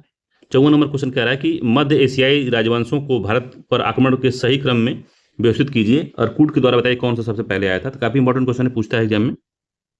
तो पहलव है, हिंदू यूनानी है, शक है और कुषाण आया। तो सबसे पहले आप देखेंगे तो हिंद यूनानी आए थे, सबसे लास्ट में कुषाण आए थे। इतना तो आप पता होगा तब तुरंत लगा लेंगे इसमें। तो सबसे पहले 2 होगा और लास्ट में 4 होगा। देखिए 2 और लास्ट में 4 किसमें है सबसे पहले, तो ये बी आंसर का सही हो गया ऐसे ही। ठीक है, तो हिंदू यूनानी सबसे पहले आए, इंडो ग्रीक जिसको कहते हैं वो लोग पहले आए। ठीक है, उसके बाद में शक आए, हिंद यूनानी के बाद शक आए, शक के बाद पहलव आए, पहलव के बाद तब कुषाण आए। तो इसमें बी आंसर इसका सही है। तो याद रखिएगा, सबसे पहले इंडो ग्रीक आए, फिर शक आए, फिर से पहलव आए थे, फिर कुषाण आए इसमें। ठीक है, तो ये इंपॉर्टेंट क्वेश्चन था, बी आंसर इसका सही है। 55 नंबर क्वेश्चन कह रहा है कि निम्नलिखित में से कौन सी प्राचीन ग्रंथ मिलिंद पन्हों की विषय वस्तु है। तो मिलिंद पन्हों जो था ये काफी इंपॉर्टेंट है, एग्जाम में कई बार पूछ चुका है। तो मिलिंद जो था इंडो ग्रीक जो था शासक था। मिलिंद जो था फर्स्ट इंडो ग्रीक शासक था, फर्स्ट नहीं फेमस था, मिलिंद उसका नाम था।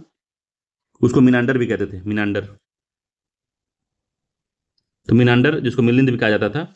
और बौद्ध भिक्षु नागसेन के प्रश्नोत्तर का इसमें वर्णन किया गया है मिलिंद पन्हों में। इसका लेखक जो है मिनांडर ही है, मिलिंद ही है। इसका जो लेखक कौन है, मिलिंद ने लिखा है कि नागसेन ने लिखा है, बताइए। ये जो बुक है मिलिंद पन्हों, इसको किसने लिखा है, मिलिंद ने लिखा है कि नागसेन ने लिखा है। तो नागसेन ने लिखा था इसको, मिनांडर नहीं, नागसेन ने लिखा था, याद रखिएगा। तो मिलिंद पन्हों नागसेन द्वारा रचित है। इसमें मिलिंद जो मिनांडर था, इंडो ग्रीक शासक, महत्वपूर्ण शासक था इंडो ग्रीक का, हिंदू यूनानी का, वो और बौद्ध भिक्षु नागसेन के बीच जो है प्रश्नोत्तर है। तो मिलिंद जो प्रश्न पूछता है फिलॉसफी का, और उसको बहुत अच्छे तरीके से नागसेन उसका उत्तर देते हैं, तो उसी का ये सब बात है।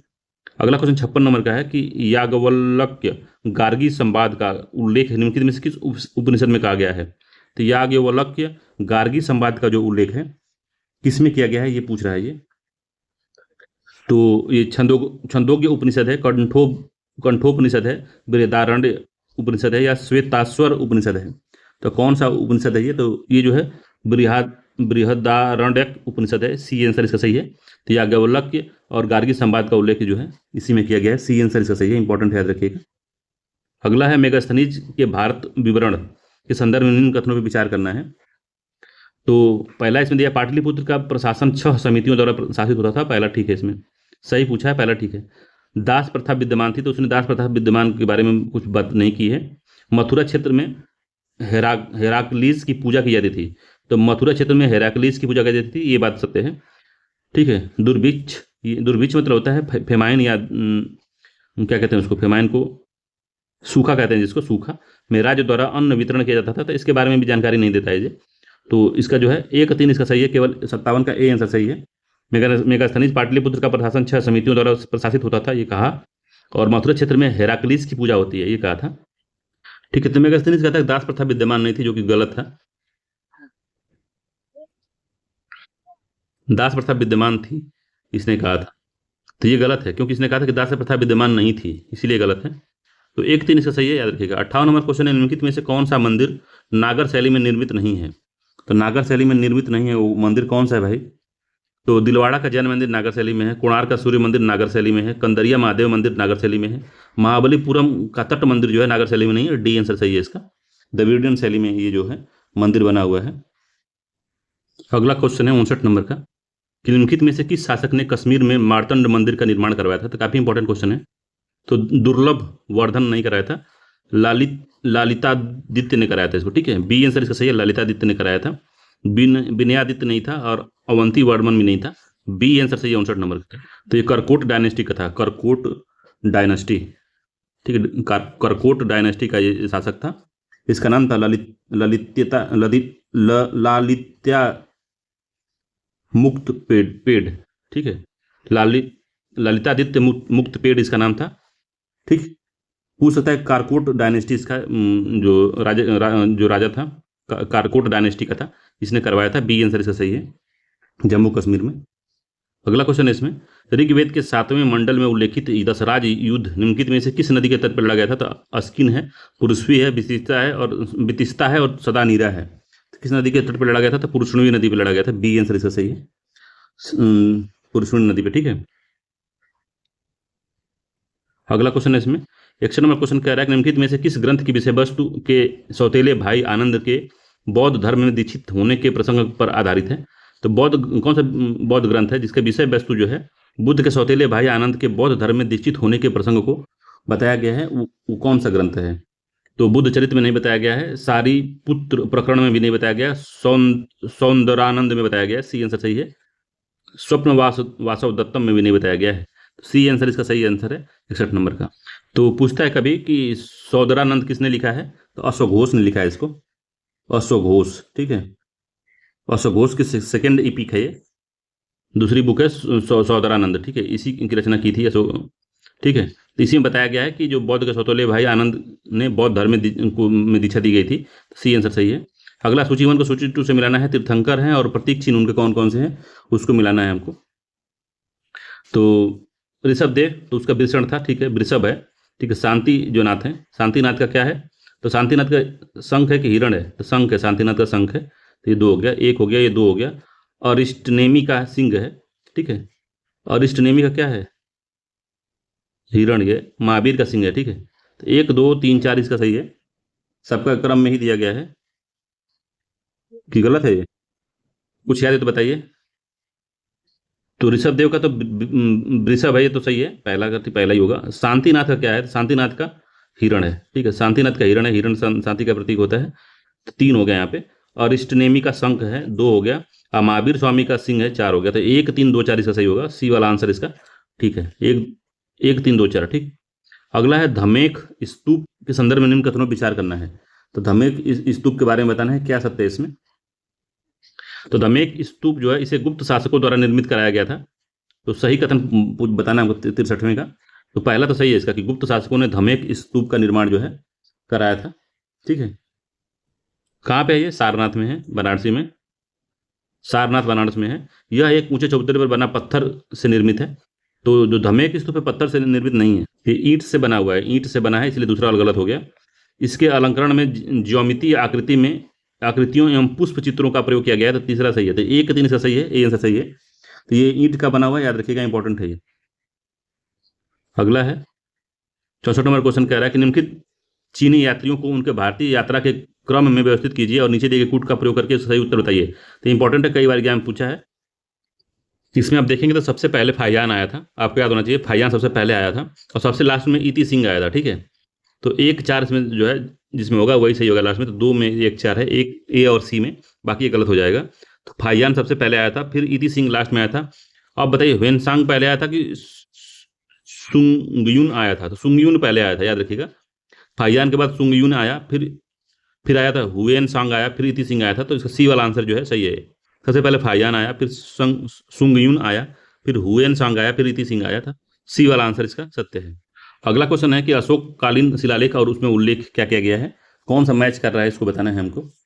ठीक है, तो पहला शिलालेख में जीव हत्या पर रोक है, ये ठीक है। 8वां शिलालेख में धम्म यात्रा के बारे में बताया गया, ये भी सही है। 10वां शिलालेख राजुक और प्रादेशिक द्वारा धर्मानुशासन यात्रा, ये गलत है। 13वां अभिलेख जो है कलिंग विजय के बारे में बात करता है, तो ये भी सही है। तो 1 2 4 इसका सही है, तो सी वाला आंसर सही है। 10वें में क्या लिखा है?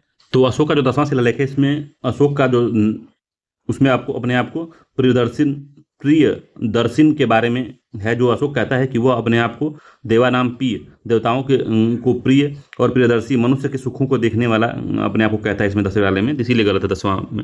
10वां में देवनाम प्रिय जो है अपने आप को कहता है। ठीक है, तो इसलिए गलत है। तो 1 2 4 इसका सही है, तीसरा वाला गलत था। अगला क्वेश्चन कह रहा है कि यह मंदिर प्राचीन भारत में पर्वत शिखाओं को खोदकर भवन निर्माण के विकास के विकास की चरमावस्था को दर्शाता है। इस मंदिर के निर्माण में पुरानी परंपराओं को त्याग कर चट्टानों को तराशकर स्वतंत्र मंदिर निर्माण किया। इस मंदिर के निर्माण का श्रेय है राष्ट्रकूट शासकों को जाता है,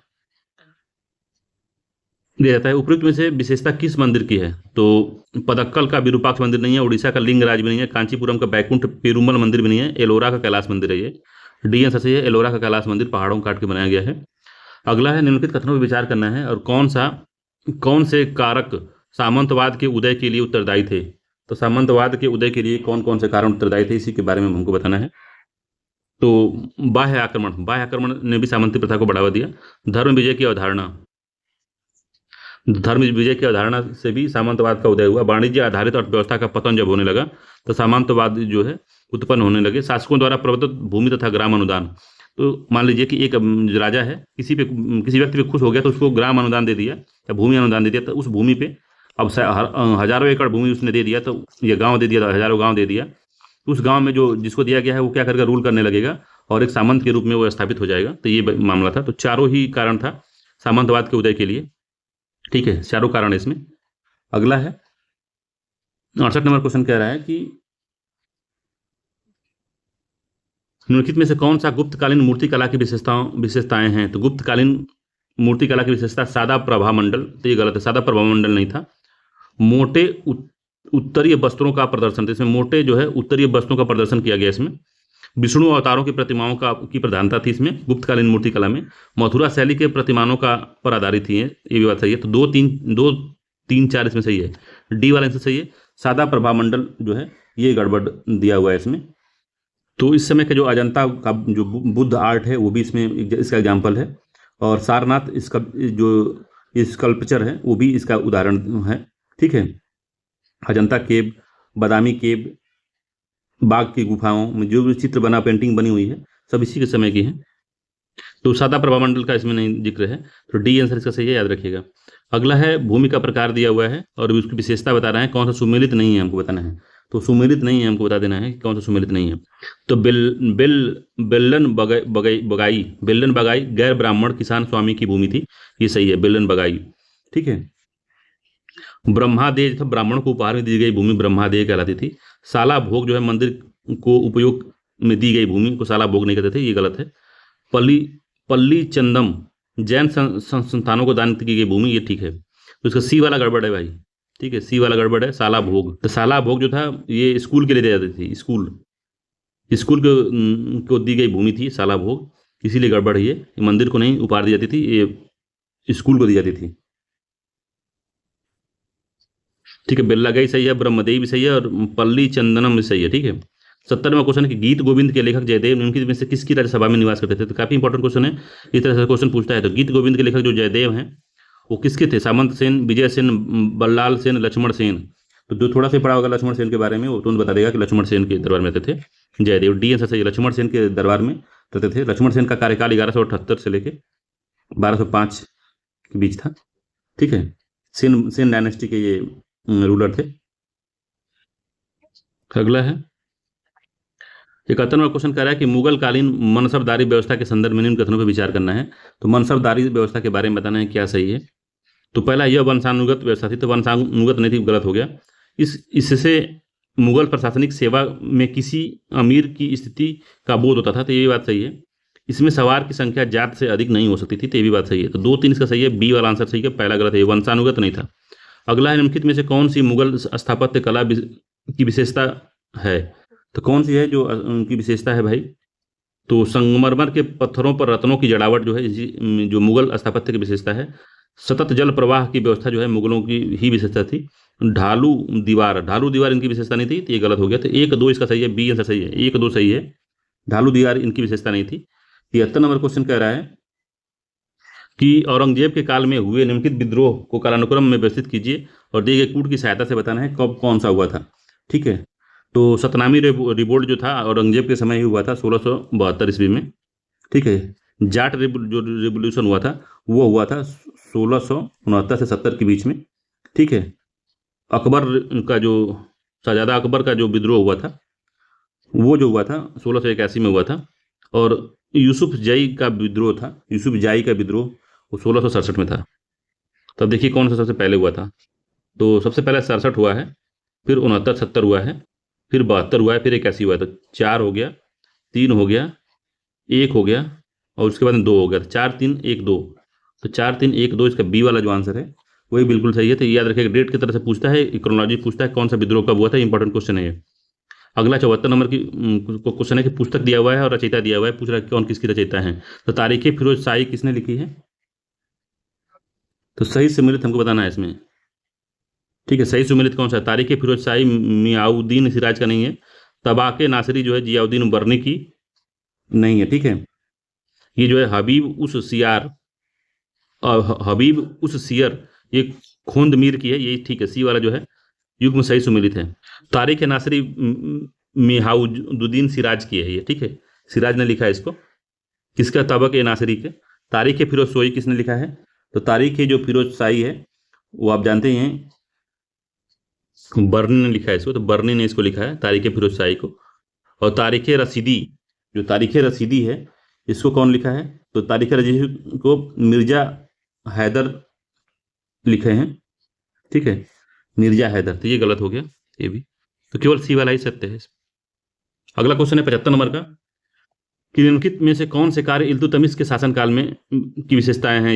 इल्तुतमिश के शासनकाल की विशेषता कौन कौन सी है? तो ये भी इंपॉर्टेंट क्वेश्चन है, पूछता है एग्जाम में। तो शुद्ध अरबी सिक्के का प्रचलन कराया था, पहला ठीक है। तुर्का ए चालगानी का गठन इल्तुतमिश ने नहीं किया था। तुर्कान चालगानी तो इल्तुतमिश ने ही बनाया था, ये भी ठीक है। तुर्कान चालगानी इल्तुतमिश ने बनाया था। दरबारियों हेतु वेशभूषा का निर्धारण इसने नहीं किया था। खलीफा से साम्राज्य की आधिकारिक मान्यता प्राप्त करना, तो ये भी उसी ने किया था। तो सी आंसर चाहिए 1 2 4 से, तीसरा वाला नहीं था। दरबारियों हेतु वेशभूषा का निर्धारण इसने इल्तुतमिश ने नहीं किया था। शुद्ध अरबी सिक्कों का प्रचलन किया था, तुर्कान ने चालगानी का गठन किया था। तो 40 शक्तिशाली जो लोग थे उनका गठन करके एक उसमें एक जो है ग्रुप बनाया था, ताकि ये लोग अलग विद्रोह कहीं कर ना सके। ठीक है, तो शुद्ध अरबी सिक्कों का प्रचलन, तुर्कान चालगानी का गठन, खलीफा के साम्राज्य की आधिकारिक मान्यता प्राप्त इसी ने की थी। तो सी वाला आंसर इसका सही है। अगला इसमें शिवाजी के बारे में पूछ रहा है। शिवाजी के राजस्व प्रशासन के संदर्भ में निम्न कथनों पर विचार करना है। तो बताना है क्या सही है इसमें। तो भू राजस्व का निर्धारण भूमाप के पश्चात उपजाऊ के अनुमान पर आधारित थी, तो ये भी सही है। भू राजस्व की वसूली नगद तथा अनाज दोनों रूप में की जाती थी, तो ये भी सही है।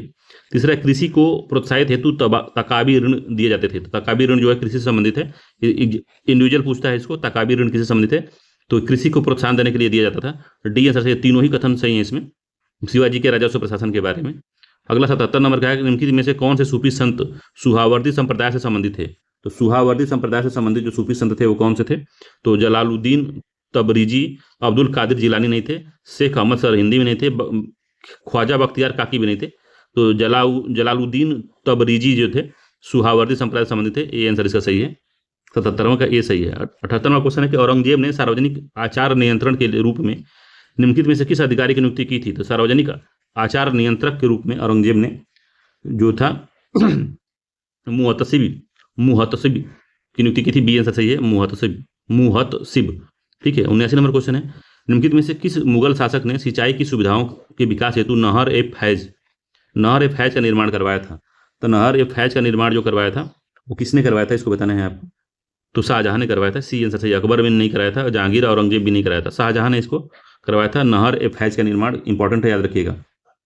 ठीक है, अगला इसमें है कि शाहजहां की धार्मिक नीति के संदर्भ में निम्न कथनों पर विचार करना है और बताना है कौन सा सही है इसमें। शाहजहां की धार्मिक नीति के बारे में क्या सही है? तो सिजदायन पाबोस की प्रथा को प्रारंभ किया तो नहीं, इलाही संबत का प्रचलन प्रारंभ किया तो नहीं, हिंदुओं पर तीर्थ यात्रा कर आरोपित किया तो ये किया था, अकबर द्वारा जारी गो हत्या निषेध को आदेश को वापस लिया। तो अकबर द्वारा जारी गो हत्या निषेध के आदेश को वापस ले लिया, तो ये भी बात किया था। 3 4 जो है सही पूछा है, तो सही यही है कि बी वाला आंसर इसका सही है कि ये 3 4 वाला काम जो है किया था कि हिंदुओं पर तीर्थ यात्रा कर आरोपित किया था और अकबर द्वारा जारी गो हत्या निषेध के आदेश को वापस ले लिया था कि आप गो हत्या कर सकते हैं। ठीक है, बाकी सिजदा एवं पाबोस की प्रथा का प्रारंभ इसने नहीं किया था, याद रखिएगा। अगला है बाबर द्वारा भारत में लड़े गए निम्नलिखित युद्धों को कालानुक्रम में व्यवस्थित करना है और इसके बताना है कि कौन कौन सा युद्ध कब कब उसने लड़ा था। ठीक है, तो बाबर आया, पानी पिया, खाना खाया और चादर लेके घर चला गया। ठीक है, तो बाबर आया, पानी पिया, तीसरा सबसे पहले होगा। ठीक है, फिर खाना खाया, पानी पानी पानी पानी पिया, फिर खाना खाया, ठीक है, फिर से चादर लेके घर चला गया, 2 हो गया। तो 3 1 4 2 सही है इसका, बी आंसर सही है। बाबर आया, खाना खाया, बाबर आया, पानी पिया, खाना खाया, चादर लेके घर चला गया, तो वही है, बी वाला आंसर इसका सत्य है, ठीक है। अगला क्वेश्चन है इसमें कि सूची 1 को सूची 2 से मिलाना है, 82 नंबर का क्वेश्चन है, और बताना है कि राज्य था और उसके शासक कौन कौन से थे। तो रणथंभौर, चित्तौड़, मालवा, जालौर। तो रतन सिंह जो थे चित्तौड़ के थे, कि रणथंभौर के थे, बताइए। तो रणथंभौर के हमीर देव थे, ठीक है, रणथंभौर के हमीर देव थे। चित्तौड़ के कौन थे भाई? चित्तौड़ के रतन सिंह थे, 3 हो गया। मालवा के कौन थे? तो मालवा के थे महलक देव, ठीक है, और जालौर के थे कान्हड़ देव, ठीक है, 2 हो गया। 4 3 1 2, 4 3 1 2 इसका सी आंसर सही है, 4 3 1 2 82 का। याद रखिएगा, चौहान डायनेस्टी रणथंभौर में थी, जिसके फाउंडर जो थे 1194 में गोविंद राज ने की थी, और इसका सन पृथ्वीराज तृतीय जो था। तो हमीर जो थे रणथंभौर के राजा शासक थे, याद रखिएगा। तो 4 3 1 2 इसका सही है, सी वाला आंसर जो है बिल्कुल सत्य है। अगला क्वेश्चन है इसमें 83 नंबर का, कह रहा है कि निम्नलिखित में से किस सिख गुरु ने गुरु लिपि की शुरुआत की थी। तो गुरु लिपि की शुरुआत किस सिख गुरु ने की थी? तो गुरु अंगद देव ने की थी, ये आंसर सही, इंपॉर्टेंट है, याद रखिएगा। गुरु लिपि जो थी इसकी शुरुआत गुरु अंगद देव ने की थी, काफी इंपॉर्टेंट है, एग्जाम में पूछता है। 84 नंबर क्वेश्चन है कि नीचे दिए गए कथन के बारे में बताना है। तो अभी कथन दिया हुआ है, कारण दिया हुआ है, इसको बताना है कौन सा सही है। तो पहला, शाहजहां के शासन काल को स्थापत्य कला का स्वर्ण काल कहा जाता है, तो ये बात सही है।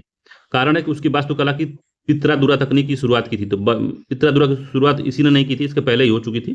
तो केवल एक सही है, दूसरा गलत है, सी आंसर इसका सही है। तो जहांगीर के समय ही शुरू हो गई थी ये पित्रादुरा तकनीक, ठीक है। 85 नंबर क्वेश्चन कह रहा है कि निम्नलिखित में से कौन सा विजयनगर का सर्वाधिक प्रसिद्ध सोना का सिक्का था। सर्वाधिक प्रसिद्ध सोने का सिक्का जो विजयनगर में चलता था, उसका नाम क्या था, बताना है आपको। तो वो बराह था, बारह बारह वाराह, ठीक है, बी आंसर से वाराह। तो पूछेगा भी कि वाराह क्या था। तो वाराह जो था वो फेमस विजयनगर अंपायर का सोने का सिक्का था, ठीक है। 86 नंबर क्वेश्चन कह रहा है कि मुगल काल में भारत की यात्रा पर आए निम्नलिखित में से किस विदेश यात्री को अकबर ने शहजादा मुराद का शिक्षक नियुक्त किया था। तो शहजादा मुराद का शिक्षक जो नियुक्त हुए थे वो हुए थे, फिंच नहीं थे, राल्फ फिंच नहीं थे, एडवर्ड टेरी भी नहीं थे, फादर एंथोनी मोसेरात थे, ठीक है। सी आंसर चाहिए, फादर एंटोनी मोसेरात जो थे वो शहजाद जो मुराद था उसके शिक्षक नियुक्त किए गए थे। तो सी वाला आंसर इसका सही है। सीजर फ्रेडरिक भी नहीं थे, ये गलत है। तो सी वाला आंसर इसका बिल्कुल ठीक है। अगला है निम्नलिखित में से किस सुल्तान ने गीता संग्रह किताब ए नौरस की रचना की थी। तो ये भी काफी इंपॉर्टेंट है, जो आदिल डायनेस्टी का था। क्या नाम था? इब्राहिम आदिल द्वितीय था, यूसुफ आदिल था, अली आदिल था, मोहम्मद आदिल शाह था। तो कौन था भाई? तो इब्राहिम आदिल द्वितीय था, बी आंसर सही है। इसने गीत संग्रह किताब ए नौरस की रचना की थी, ठीक है। इब्राहिम आदिल शाह के बारे में आप समझिएगा, बहुत इंपॉर्टेंट है, इसके बारे में और भी पढ़ लीजिएगा डिटेल में, एग्जाम में पूछता है इसके बारे में। शिवाजी के प्रशासन के संदर्भ में निम्न कथनों पर विचार करना है आपको। क्या सही है शिवाजी के प्रशासन के बारे में? तो नियमित सैनिकों को नगद वेतन प्रदान किया जाता था, पहला सही है इसमें। जमींदारी व्यवस्था का उन्मूलन कर दिया गया था, तो ये गलत है, जमींदारी व्यवस्था का उन्मूलन नहीं किया गया था। मुगल क्षेत्रों में वसूली के माध्यम से आय में वृद्धि की गई थी, तो ये भी सत्य है। सही क्वेश्चन पूछा है, तो दोनों 1 और 3 सही है, दूसरा वाला गलत है, ठीक है। अगला है जजिया कर के संदर्भ में निम्न कथनों पर विचार करना है और बताना है क्या सही नहीं है, जजिया कर के बारे में क्या सही नहीं है। तो यह गैर मुस्लिमों पर आरोपित किया जाता था। तो ये जो कर था गैर मुस्लिमों पर आरोपित किया जाता था, ये बात बिल्कुल सही है। प्रारंभ में इसे भू राजस्व के साथ वसूल किया जाता था, तो भी सही है। स्त्री बच्चों एवं विक्षिप्त इस कर से मुक्त थे, तो भी सही है। मोहम्मद बिन तुगलक ने इसे ब्राह्मणों पर आरोपित किया था, ये गलत है। मोहम्मद बिन तुगलक ने इसमें ब्राह्मणों पर जो नहीं लगाया था, वो फिरोज शाह तुगलक था शायद, उसने लगाया था ब्राह्मणों पर, ठीक है। तो फिरोज शाह तुगलक ने जजिया कर को ब्राह्मणों पर भी लगा दिया था, तो ये गलत हो गया, डी वाला। डी आंसर सही है, यही गलत है, बाकी सब सही था। अगला है 90 नंबर क्वेश्चन है कि युग में कौन सा सही सुमेलित नहीं है, बताना है। तो राज्य दिया हुआ है और राजवंश दिया हुआ है, तो काफी इंपॉर्टेंट है, ये भी पूछता है, मिलाता है कौन सा सही नहीं है इसमें। तो अहमदनगर का जो है निजाम शाही है, ये बिल्कुल सही है। बीजापुर का आदिल शाही है, आदिल शाही डायनेस्टी, आदिल देखे थे हम लोग ऊपर। बीदर का बीदर शाही है। बरार का कुतुब शाही है। तो बरार का जो था कुतुब शाही नहीं था, तो बरार का अंपायर का नाम क्या था? इमादत शाही था शायद, ठीक है। तो इमादत शाही थी, कुतुब शाही नहीं थी, इमादत शाही, ठीक है। बीदर जो था, बीदर शाही जाने से थे बीदर में। तो देखिए ये जो जितने भी थे ये सारे जो थे, अगला क्वेश्चन है इसमें, अक्टूबर 2024 में निम्नलिखित में से किन भाषाओं को शास्त्रीय भाषा का दर्जा प्रदान कर दिया गया? तो ये भी काफी महत्वपूर्ण क्वेश्चन है, ये करंट अफेयर्स का क्वेश्चन है। किन भाषाओं को राष्ट्रीय भाषा का दर्जा दिया गया है? 91 नंबर क्वेश्चन है। तो मराठी को दे दिया गया है, पाली को भी दिया गया है, प्राकृत को दिया गया है और असमिया को भी दिया गया है, ठीक है। तो 91 का, मगर गुजराती जो है इसको अभी नहीं मिला है। तो 2024 में जो दिया गया है वो 4 भाषाओं को दिया गया है, इन्हीं चारों को, मराठी, पाली, प्राकृत, असमिया। तो सी आंसर सही है, 1 2 3 4 इसका सही आंसर है। गुजराती को 2024 में नहीं दिया गया है। अगला है एग्री श्योर योजना के संदर्भ में निम्न कथनों पर विचार करना है। एग्री श्योर योजना क्या है भाई, इसके बारे में बताना है। तो पहला है कि इसकी घोषणा बजट 2024-25 में की गई थी, तो इसकी घोषणा 2022-23 में की गई थी, ठीक है। 2022-23 में की गई थी, 24-25 में नहीं की गई थी, 2022-23 में, ठीक है। इसका उद्देश्य कृषि और ग्रामीण उद्यम के लिए स्टार्टअप पारिस्थितिकी तंत्र में अधिक निवेश आकर्षित करना है। तो दूसरा वाला सत्य है इसका, ये इसका सही आंसर है। अगला है 5वें राष्ट्रीय जल पुरस्कार 2023। तो 5वें राष्ट्रीय जल पुरस्कार 2023 के संदर्भ में निम्न कथनों पर विचार करना है। इसकी घोषणा प्रधानमंत्री द्वारा की गई, तो इसकी घोषणा जो है प्रधानमंत्री द्वारा की गई, ये बात बिल्कुल गलत है। उड़ीसा को सर्वश्रेष्ठ राज्य का पुरस्कार दिया गया है, ठीक है। तो दूसरा ठीक है। तीसरा है उत्तरी क्षेत्र जनपद क्षेत्र में उत्तर प्रदेश के मथुरा को सर्वोच्च जिला घोषित किया गया है, तो ये भी गलत है। तो 93 नंबर का कौन सा जो है सही है बताना है हमको। तो केवल 2 सही है इसमें, सी आंसर सही है। तो याद रखिएगा कि हाल ही में चंद्रशेखर रघुनाथ पाटिल जो कि जल शक्ति मंत्रालय के मंत्री हैं, उनके द्वारा इसको अनाउंस किया गया है, ठीक है। तो पहला इसीलिए गलत हो गया, मोदी जी ने नहीं किया है। उड़ीसा को सर्वश्रेष्ठ राष्ट्र का दर्जा प्रदान किया गया है, तो उड़ीसा को नंबर 1, उत्तर प्रदेश को सेकंड स्थान इसमें मिला है। तो मथुरा जंग इसका नहीं है, इस बांदा को मिला है, ठीक है। बांदा को, बांदा डिस्ट्रिक्ट उत्तर प्रदेश का, और गंदेरबल जो जम्मू कश्मीर का एक जिला है, उसको ज्वाइंटली इसको जो है उत्तरी क्षेत्र के श्रेणी में शामिल किया गया है। तो बांदा है, मथुरा नहीं है, तो इसलिए गलत है तीसरा वाला। तो केवल 2 ही सत्य इसमें। 94 नंबर क्वेश्चन है, निम्नलिखित दिवसों पर विचार कीजिए और इन्हें कालानुक्रम में व्यवस्थित करना है। तो विश्व खाद्य दिवस, विश्व राइनो दिवस, परमाणु हथियारों के कुल उन्मूलन के लिए अंतर्राष्ट्रीय दिवस, और विश्व अल्जाइमर दिवस। तो कब कब कौन सा दिवस मनाया जाता है इसके बारे में बताना है। तो अल्जाइमर दिवस जो मनाया जाता है 21 सितंबर को मनाया जाता है, ठीक है। 21 सितंबर को अल्जाइमर दिवस मनाया जाता है। वर्ल्ड राइनो दिवस 22 सितंबर को मनाया जाता है। 22 सितंबर को जो मनाया जाता है विश्व राइनो दिवस मनाया जाता है। और एलिमिनेट न्यूक्लियर जो ये वाला है कि परमाणु हथियारों के उन्मूलन का जो दिवस मनाया जाता है वो कब मनाया जाता है भाई? तो 26 सितंबर को मनाया जाता है, ठीक, 26 सितंबर को मनाया जाता है। और विश्व खाद्य दिवस जो है 16 अक्टूबर को मनाया जाता है। तो अक्टूबर सबसे लास्ट में आ जाएगा आपका, ठीक है। तो 4 2 3 1 इसका सही आंसर है। 94 का ए आंसर सत्य है। तो चौथा सबसे पहले है, फिर से 22 है दूसरा, फिर से तीसरा है, फिर से अक्टूबर है 16वां, ठीक है, 16 अक्टूबर, याद रखिएगा। ए आंसर सत्य है इसका। अगला, हाल ही में सुर्खियों में रहा यूरोपा क्लीपर मिशन के संदर्भ में निम्न कथनों पर विचार करना है। तो यूरोपा क्लीपर मिशन, इसे यूरोपीय स्पेस एजेंसी द्वारा प्रारंभ किया गया है, तो गलत है। वर्ष 2027 में बृहस्पति की कक्षा में प्रवेश करेगा, तो ये भी गलत है। दोनों ही गलत है, न तो एक न तो दो, कोई भी सही नहीं है इसका, ठीक है। तो यूरोपा क्लीपर मिशन जो है नासा का मिशन है, ये नासा का है, याद रखिएगा, नासा का मिशन है। और ये किसकी स्टडी के लिए बनाया गया है? तो जुपिटर का जो मून है यूरोपा, उसके लिए बनाया गया है। जुपिटर के मून जो है यूरोपा, उसके लिए बनाया गया। यूरोपा नाम है उसके मून का, एक चंद्रमा है जुपिटर का, उसके लिए बनाया गया। बी आंसर का सही है, कोई दोनों में से कोई सत्य नहीं है। हाल ही में प्रधानमंत्री ने बिडकिन औद्योगिक क्षेत्र देश को समर्पित किया है, वो किस राज्य में अवस्थित है? तो भी इंपॉर्टेंट क्वेश्चन है। वो जो है महाराष्ट्र में है, सी आंसर सही है। बिडकिन जो है, बिडकिन वो महाराष्ट्र राज्य में अवस्थित है, ये बिडकिन औद्योगिक क्षेत्र, ठीक है। अगला है, रतन नवल टाटा का हाल ही में निधन हुआ, उनके संबंध में निम्न कथनों पर विचार करना है। कौन सा कथन उसमें सही है उनके बारे में? तो वह मूलतः उत्तर प्रदेश से संबंधित है, नहीं। उन्होंने योजना आयोग के अस्थायी सदस्य के रूप में कार्य किया था, तो नहीं। उन्हें वर्ष 2008 में केंद्र सरकार ने पद्म विभूषण से सम्मानित किया गया था। तीसरा केवल सही है, सी आंसर सही है कि बॉम्बे से संबंधित है, बॉम्बे से संबंधित है। वे जो थे प्रधानमंत्री के एडवाइजरी ग्रुप में, जो कि एडवाइस देती है उनकी, किस पे, तो इकोनॉमिक एडवाइजरी कमेटी में के सदस्य के रूप में कभी काम किया था उन्होंने। तो ये योजना आयोग नहीं था, ठीक है। तो इसका केवल तीसरा वाला ही सत्य है। अगला, 9वीं विश्व जूनियर वुशु चैंपियनशिप 2024 के संदर्भ में निम्न कथनों पर विचार करना है, बताना है क्या सही है इसमें। तो इसका आयोजन मलेशिया के कुआलालंपुर में किया गया था।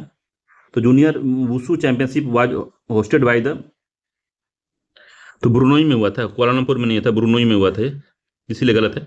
पहला जो था 2006 में जो आयोजित हुआ था, पहला वर्ल्ड विश्व जूनियर वुशु चैंपियनशिप जो था वो कुआलालंपुर मलेशिया में हुआ था, तो इसलिए ये गलत है। पहला वाला ब्रुनोई में हुआ था। 9वीं जो भी हुई है 2024 में, वो ब्रुनोई में हुई है। दूसरा, इसमें भारत ने 2 स्वर्ण के साथ कुल 7 पदक अपने नाम किए थे, तो दूसरा सही है। ये वाला आंसर सही है, पहला वाला गलत है। अगला है, वर्ल्ड ग्रीन इकोनॉमिक समिट के संदर्भ में निम्न कथनों पर विचार करना है। तो वर्ल्ड ग्रीन इकोनॉमिक समिट के बारे में बताना है क्या सही है। तो इसकी स्थापना 2014 में की गई थी, ये बात सही है। दूसरा है, इसे 2024 के सम्मेलन का विषय वैश्विक कार्रवाई को सशक्त बनाना, अवसरों को खोलना और प्रगति की ओर बढ़ाना इसका जो लक्ष्य है। तो इसका डी आंसर है, दोनों ही कथन इसमें सही हैं, याद रखिएगा। The world green economic summit जो हेल्ड बाई 2 और 3 अक्टूबर 2024 दुबई में हुई थी। तो दुबई में 2024 वाला हुआ था, याद रखिएगा। अगला है 100 नंबर का क्वेश्चन है कि संयुक्त सैन्य अभ्यास कजिंद 2024 के संदर्भ में निम्न कथनों पर विचार करना है। कजिंद 2024 के बारे में बताना है कि इसका 8वां संस्करण था, तो ये बात सही है, इसका 8वां संस्करण था। यह अभ्यास 30 सितंबर को प्रारंभ हुआ था, तो ये भी सही है। इसमें पहली बार इजराइल की सैन्य टुकड़ी प्रतिभाग किया, तो ये गलत है। तो 1, 2 इसका सही आंसर है, ए आंसर ठीक है। तो 8वां उत्तराखंड में हुआ था, उत्तराखंड में 8वां जिसका आयोजन हुआ था, ठीक है। कजिन जो है भारत और कजाकिस्तान के बीच सैन्य अभ्यास है, ठीक है। कजाकिस्तान के बीच सैन्य अभ्यास है, ठीक है। तो इजरायली जो सैन्य टुकड़ी थी कभी भी इसमें भाग नहीं लिया, तो ये गलत है, ठीक है। अगला है कि 12मासा निम्नलिखित में से किस चित्रकला शैली का मुख्य विषय है। तो 12मासा जो है किसकी शैली का है, तो बूंदी चित्रकला शैली का है, ये इंपॉर्टेंट है, याद रखिएगा। 12मासा जो है बूंदी चित्रकला शैली का भाग है, डी आंसर सही है। अगला है कथन कारण वाला क्वेश्चन है, बताना है आपको। अभिकथन कहता है कि सारनाथ जैन समुदाय के लिए पूजनीय स्थल है, तो ये बात सही है। सारनाथ में जैन समुदाय के लिए, जैन नहीं बौद्ध के लिए, जैन नहीं बौद्ध के लिए है, जैन के लिए भी है, जैनियों के लिए भी है भाई यहाँ पे सारनाथ। जैन और बौद्ध दोनों के लिए पूजनीय स्थल है, ये बात सही है। कारण क्या है, जैन धर्म के 11वें तीर्थंकर का जन्म सारनाथ में हुआ था, तो ये भी बात सही है। तो दोनों ही कथन सही है और उसकी व्याख्या भी कर रहा है, तो ए वाला इसका आंसर सही है। बौद्ध और जैन दोनों के लिए ही फेमस है, पूजनीय है। 103 नंबर क्वेश्चन है कि दर्शन दिया हुआ है और प्रणेता दिया हुआ है। तो न्याय दर्शन जो है गौतम का है। सांख्य दर्शन किसका है, सांख्य दर्शन किसका है, कपिल का है। मीमांसा किसका है, तो जैमिनी का है। वैशेषिक कणाद का है। 4 हो गया, 2, 1, 3, 4 सही है। 2, 1, 3, 4 इसका बी वाला जो आंसर है वो ठीक है, इंपॉर्टेंट है, सब सारे हर जगह पढ़ाया जाता है, इसको याद रखिएगा। अगला है मनु स्मृति का अंग्रेजी में अनुवाद निम्नलिखित में से किसके नाम से किया गया है। तो मनु स्मृति का अंग्रेजी में अनुवाद जो है किस नाम से किया गया है, तो sacred book of the east नहीं, a code of Gentoo laws, ठीक है। A code of Gentoo laws के नाम से किया गया, बी आंसर सही, इंपॉर्टेंट क्वेश्चन है ये। मनुस्मृति को एक अकोड ऑफ जेंटू लॉज के रूप नाम से इसको इंग्लिश में ट्रांसलेट किया गया है। निम्नलिखित, अगला क्वेश्चन है 105 नंबर का, निम्नलिखित में से किन मंदिरों का निर्माण गुप्त काल में किया गया था। तो गुप्त काल में किन मंदिरों का निर्माण हुआ है, यही हमको बताना है। दशावतार मंदिर देवगढ़ में जो है इसका हुआ है, कंदरिया महादेव का नहीं हुआ है, ठीक है। विष्णु मंदिर जो तिगवा में है, पार्वती का नचना कुठार मंदिर एमपी में है ये, ठीक है। तीनों का हुआ है। दूसरा कंदरिया महादेव का जो है खजुराहों का, इसमें नहीं हुआ है, तो दूसरा वाला गलत है, तो सी आंसर सही है इसका, सी वाला इसका आंसर बिल्कुल ठीक है। 106 नंबर क्वेश्चन कह रहा है निम्नलिखित में से किस प्राचीन बौद्ध ग्रंथ में गाय को भोजन, रूप और सुख देने वाली कहा गया है। तो गाय को भोजन, रूप और सुख देने वाली कहा गया है। तो आर्य मंजुला मूल कल्प में, अंगुत्तर निकाय में, विशुद्धि मग में, सुत्त निपात में, इसमें इसका वर्णन किया गया है, ये बताना है आपको। तो सुत्तनीपात में कहा गया है, डी आंसर सही है, सुत्तनीपात में इसके बारे में बताया गया है। अगला क्वेश्चन है 107 नंबर का कि गुप्त काल के संदर्भ में निम्न कथनों पर विचार करना है, क्या सही है। तो प्राचीन भारत में गुप्त शासकों ने सर्वाधिक स्वर्ण मुद्राएं जारी की थी, तो बात बिल्कुल सही है इसकी, गुप्त शासकों ने सर्वाधिक स्वर्ण मुद्राएं जारी की थी। इस काल में दीवानी और फौजदारी विधियों का पृथक्करण किया गया था, ये भी बात सत्य है। तीसरा है शूद्रों की स्थिति में सुधार हुआ था, इसमें ये भी बात सही है। तीनों ही कथन सही है, डी आंसर इसका सही है। शूद्रों की स्थिति में सुधार हुआ था क्योंकि शूद्र जो थे अब व्यापार में भी थोड़ा सा, उत्पादन में भी थोड़ा भाग लेने लगे थे, ठीक है। इसमें थोड़ा सा वो लोग ऊपर उठ गए थे। 108 नंबर क्वेश्चन कह रहा है कि निम्नलिखित में से किन ग्रंथों की रचना हर्षवर्धन द्वारा की गई है। तो इंपॉर्टेंट है, प्रियदर्शिका तो है, रत्नावली है कि कादम्बरी है, किरातार्जुनीयम है, तो कौन सा आपको लग रहा है। तो रत्नावली है और प्रियदर्शनी है, 2 4 इसका सही आंसर है, बी आंसर सही है। इंपॉर्टेंट है, याद रखिएगा, कई बार एग्जाम में पूछ चुका है। रत्नावली और प्रियदर्शिका इसके द्वारा लिखी गई बुक है, किसके द्वारा, तो हर्षवर्धन जो है उसके द्वारा। अगला है 109 नंबर क्वेश्चन है कि निम्नलिखित में से कौन सा विशुद्ध संस्कृत भाषा में लिखित प्रथम अभिलेख है। तो विशुद्ध संस्कृत भाषा में लिखा हुआ प्रथम जो अभिलेख है वो रुद्रदान का जूनागढ़ अभिलेख है, बी आंसर सही है। रुद्रदान का जूनागढ़ अभिलेख है, विशुद्ध संस्कृत भाषा में लिखा गया है। अगला क्वेश्चन है 110 नंबर का, कह रहा त्रिपिटक के संदर्भ में निम्न कथनों में से कौन सा कथन सही है। तो त्रिपिटक के बारे में बताना है क्या सही है इसमें। तो विनय पिटक में बुद्ध की शिक्षाओं का वर्णन है, तो हमको बताना है क्या सही है। तो विनय पिटक में जो है बुद्ध की शिक्षाओं का वर्णन नहीं है, गलत है। विनय पिटक में संघ का रूल रेगुलेशन है कि संघ में किस तरह से रहना है आपको। दूसरा, अभिधम्म पिटक में दार्शनिक विषयों को शामिल किया गया है, तो ये दूसरा वाला सत्य है। शुद्ध पिटक में बौद्ध भिक्षाओं और श्रावकों के नियमों को बताया गया है, तो नहीं, इसमें नहीं बताया गया है, इसमें बुद्ध की शिक्षाओं को बताया गया है शुद्ध पिटक में, ठीक है। तो इसीलिए ये भी गलत हो गया है, पहला भी गलत हो गया है, तो इसका केवल बी आंसर सही है, केवल 2 सही है, ठीक है। अगला है, नीचे दिए गए कथनों में से बताना है, लेखक दिया हुआ है और पुस्तक दी गई है। तो पहला है, अब पूछ रहा है कि कौन सही सुमेलित है, कितने इसमें सही सुमेलित है ये बताना है। तो जयन गोंदार, तो जयन गोंदार ने कलिंगतु पर्णी लिखी, ये बात सही है, कलिंग विजय के बारे में है। कंबन ने रामावतारम लिखी है, तमिल भाषा में इन्होंने लिखा है रामावतारम, तमिल रामायण कहते हैं इसको। तिरुक्त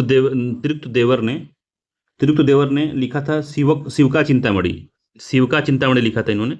ये पेरी ये पुराणम नहीं लिखा था इन्होंने। पेरी पुराणम किसने लिखा था, तो पेरी पुराणम लिखा था के सेलिकर ने,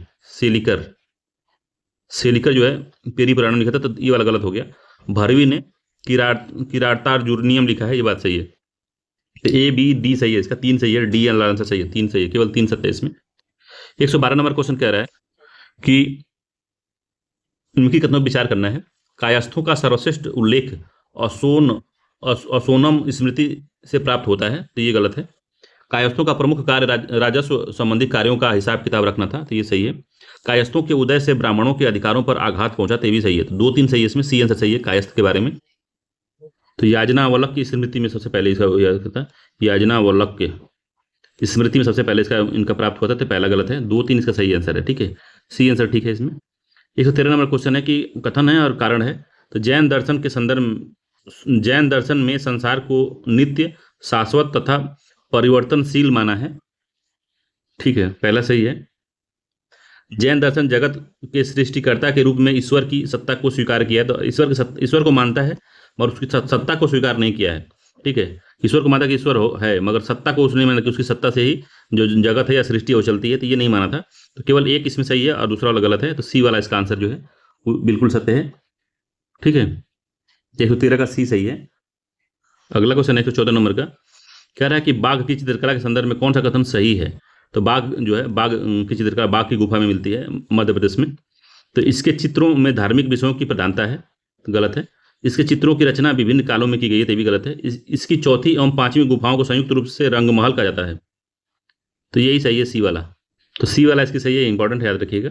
115 नंबर क्वेश्चन है, कथन कारण वाला क्वेश्चन है। तो कथन कह रहा है कि ऋग्वेद वैदिक आर्य मुख्यतः पशुचारी थे तथा उनके जीवन में कृषि का स्थान गौण था, तो ये बात सही है। ऋग्वेद के काल के जो थे वो कृषि गौण था, वो पशुपालन करते थे। दूसरा कारण क्या है, तो कारण ऋग्वेद के 24वें मंत्रों में ही कृषि का उल्लेख प्राप्त होता है। तो ऋग्वेद में होगा यहाँ पे, ऋग्वेद में केवल 24 मंत्रों में ही कृषि का उल्लेख होता है, इस वजह से पता चलता है कि वहाँ कृषि गौण थी, तो पहला ही सत्य इसमें। ए आर दोनों सही है और आर ए की सही व्याख्या कर रहा है, तो ए वाला आंसर इसका बिल्कुल सही है। अगला है 116 नंबर का क्वेश्चन है कि कुषाण शासक कुजूल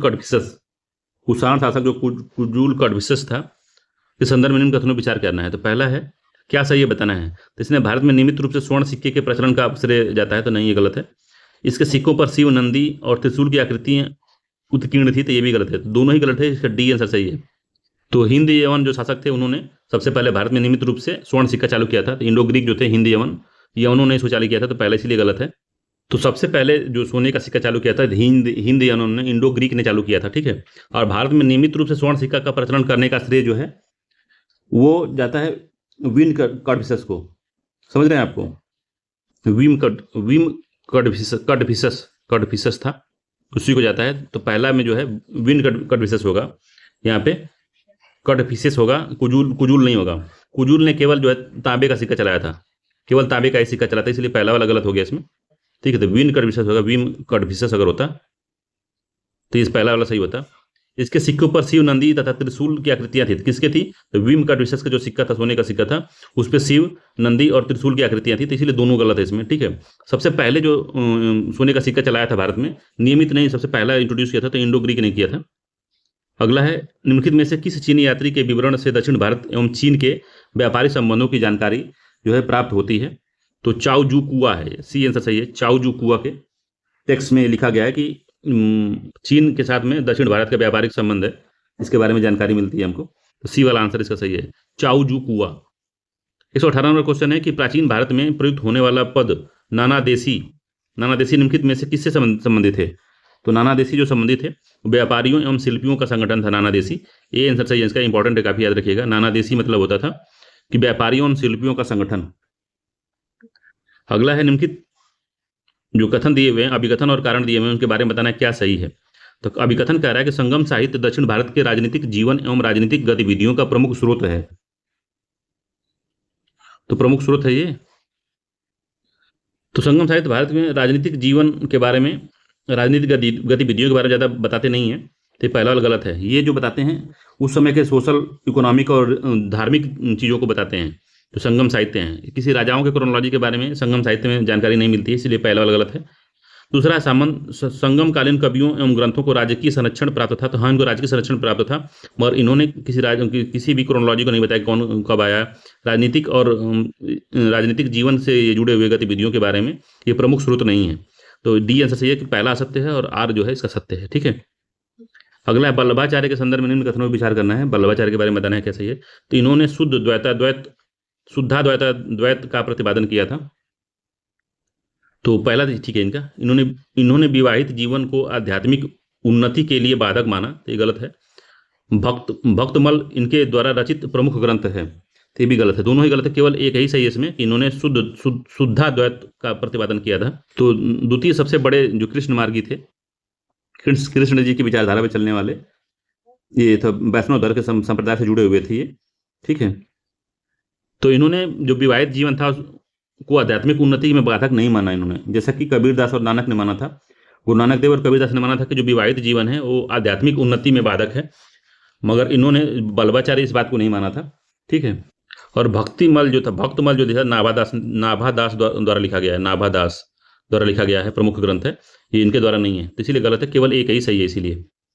अगला है, सूफी ग्रंथ मकतूबात निम्नलिखित में से किसका संग्रह है? तो मकतूबात जो है सूफी जो ग्रंथ है किससे संबंधित है बताना है आपको। तो सूफियों संतों के व्याख्यान नहीं, सूफी संतों द्वारा अपने सहयोगियों एवं अनुयायियों को लिखे गए पत्र से संबंधित है। बी आंसर इसका सही है, इंपॉर्टेंट काफी क्वेश्चन है ये, एग्जाम में पूछ सकता है, यूपीएससी में पूछ सकता है ये। मकतूबात किससे संबंधित है? सूफी संतों द्वारा अपने सहयोगियों और अनुयायियों को लिखे गए पत्र का कलेक्शन है इसमें। अगला है कि मुगल चित्रकला की विशेषताओं के संदर्भ में निम्न कथन में से कौन सा सही नहीं है? तो सही नहीं है बताना हमको। तो पहला, चित्रकारी में नए विषयों का समावेश हुआ था, नए प्रकार के रंगों का प्रयोग भी किया था इन्होंने। चित्रों का स्वरूप फारसी शैली पर आधारित था, तो ये भी बात सही है।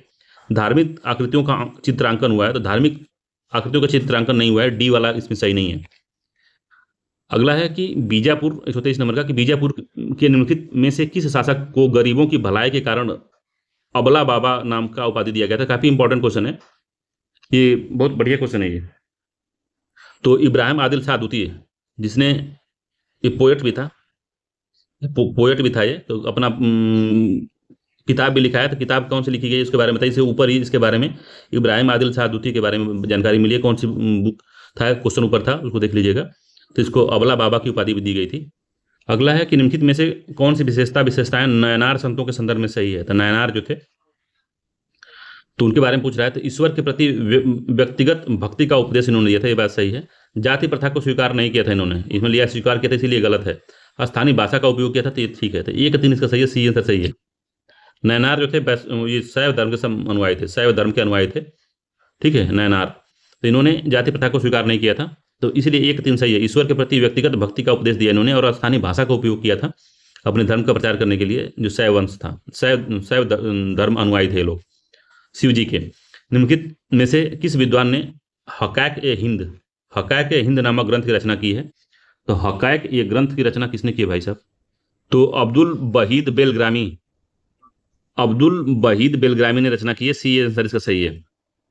अगला है कि निम्नलिखित युग्म पर विचार करना है। कर है और प्रकृति है, उसको बताना है कब कैसे होता है इसमें। ठीक है, तो उस्र जो है गैर मुसलमानों से लिए जाने वाला भूमि कर है, तो ये गलत है पहला वाला।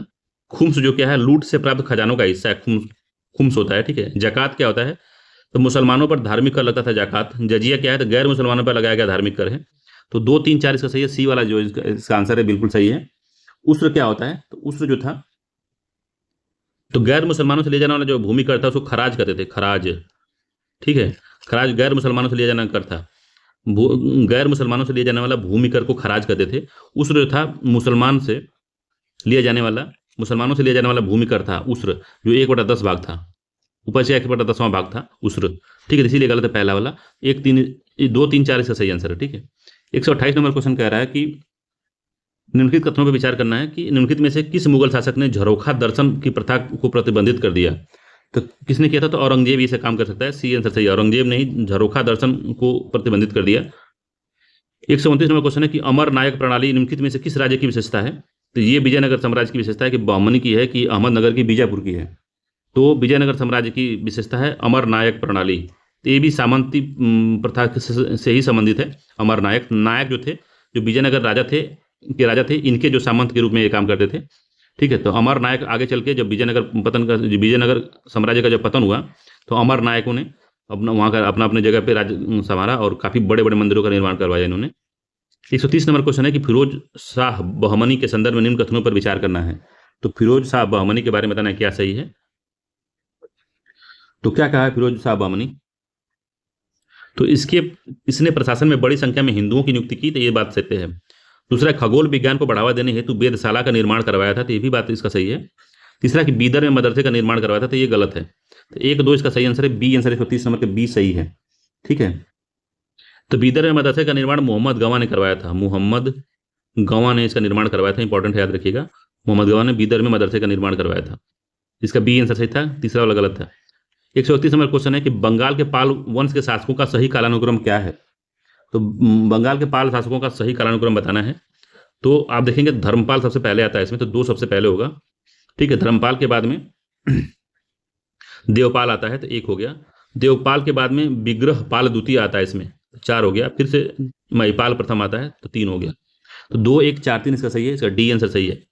ठीक है, तो ये बंगाल के जो पाल वंश है, सेन वंश है, इनका जो क्रोनोलॉजी पूछता है तो उसको एक बार अपने नोट्स में देख लीजिएगा कि कौन कौन से किस तरह से आए हैं। तो इस तरह से एक आदमी पूछता है एग्जामों में, अब तो पूछने लगा है उनका वो क्रोनोलॉजी।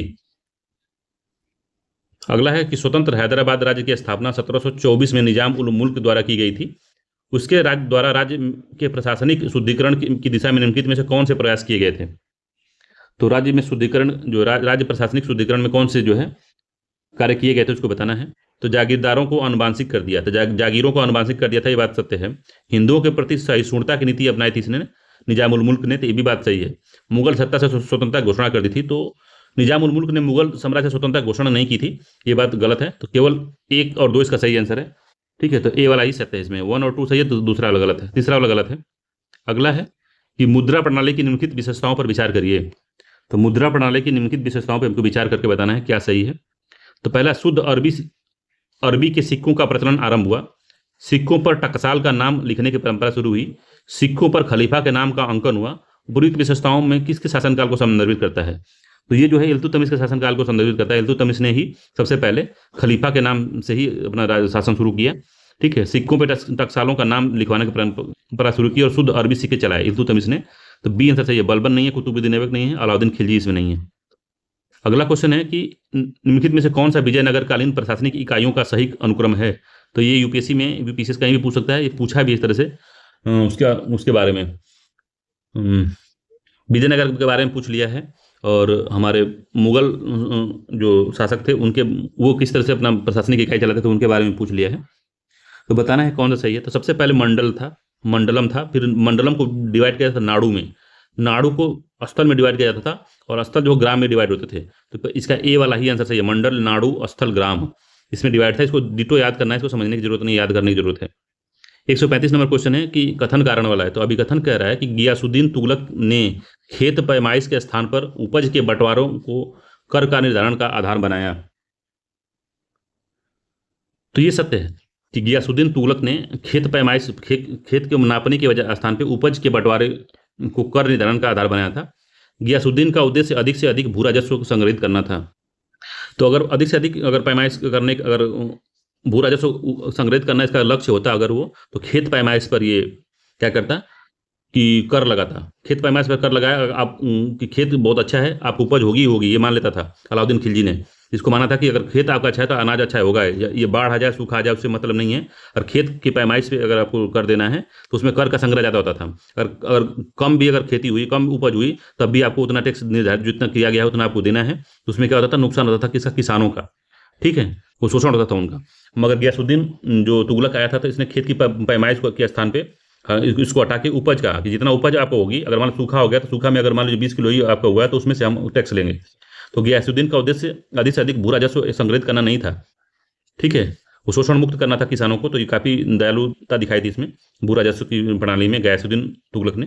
तो दूसरा वाला गलत है, केवल एक ही सही इसमें। तो सी वाला सही है कि ये सत्य है किंतु आर जो है असत्य है। तो इसको आप दिमाग लगा कर सकते हैं कि जो खेत पैमाइश पर अगर आप कुछ भी भू राजस्व लगाते हैं या कर लगाते हैं तो उसमें ज़्यादा नुकसान किसको होगा, किसान को होगा। क्योंकि अगर बाढ़ आ गई, सूखा हो गया, कुछ ऐसी गतिविधियाँ होंगी जिससे कि पैदावार नहीं हुई, अगर खेत की पैमाइश पर अगर 20 किलो अनाज लगाया गया है कर, तो 20 किलो आपको देना ही पड़ेगा, भले से आपका 10 किलो ही पैदा हो। मगर गियासुद्दीन ने इसको हटा दिया, कहा कि नहीं, उपज अगर 10 किलो पैदा है तो उसी के हिसाब से उस पर टैक्स लगाया जाएगा। तो ये मामला पूरा था।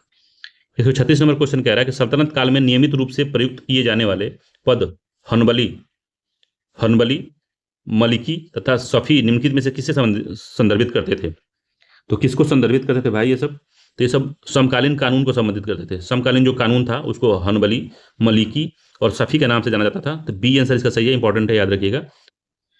अगला है 137 नंबर क्वेश्चन है कि मुगल शासक अकबर के निम्नलिखित अभियानों को कालानुक्रम में व्यवस्थित कीजिए और नीचे दिए गए कूट की सहायता से चुनना है हमको कि कौन सा अभियान कब कब किया था और किसको किसको जीता था उसने। ठीक है, तो सबसे पहले उसने मालवा को जीता था, तो एक पहले हो गया।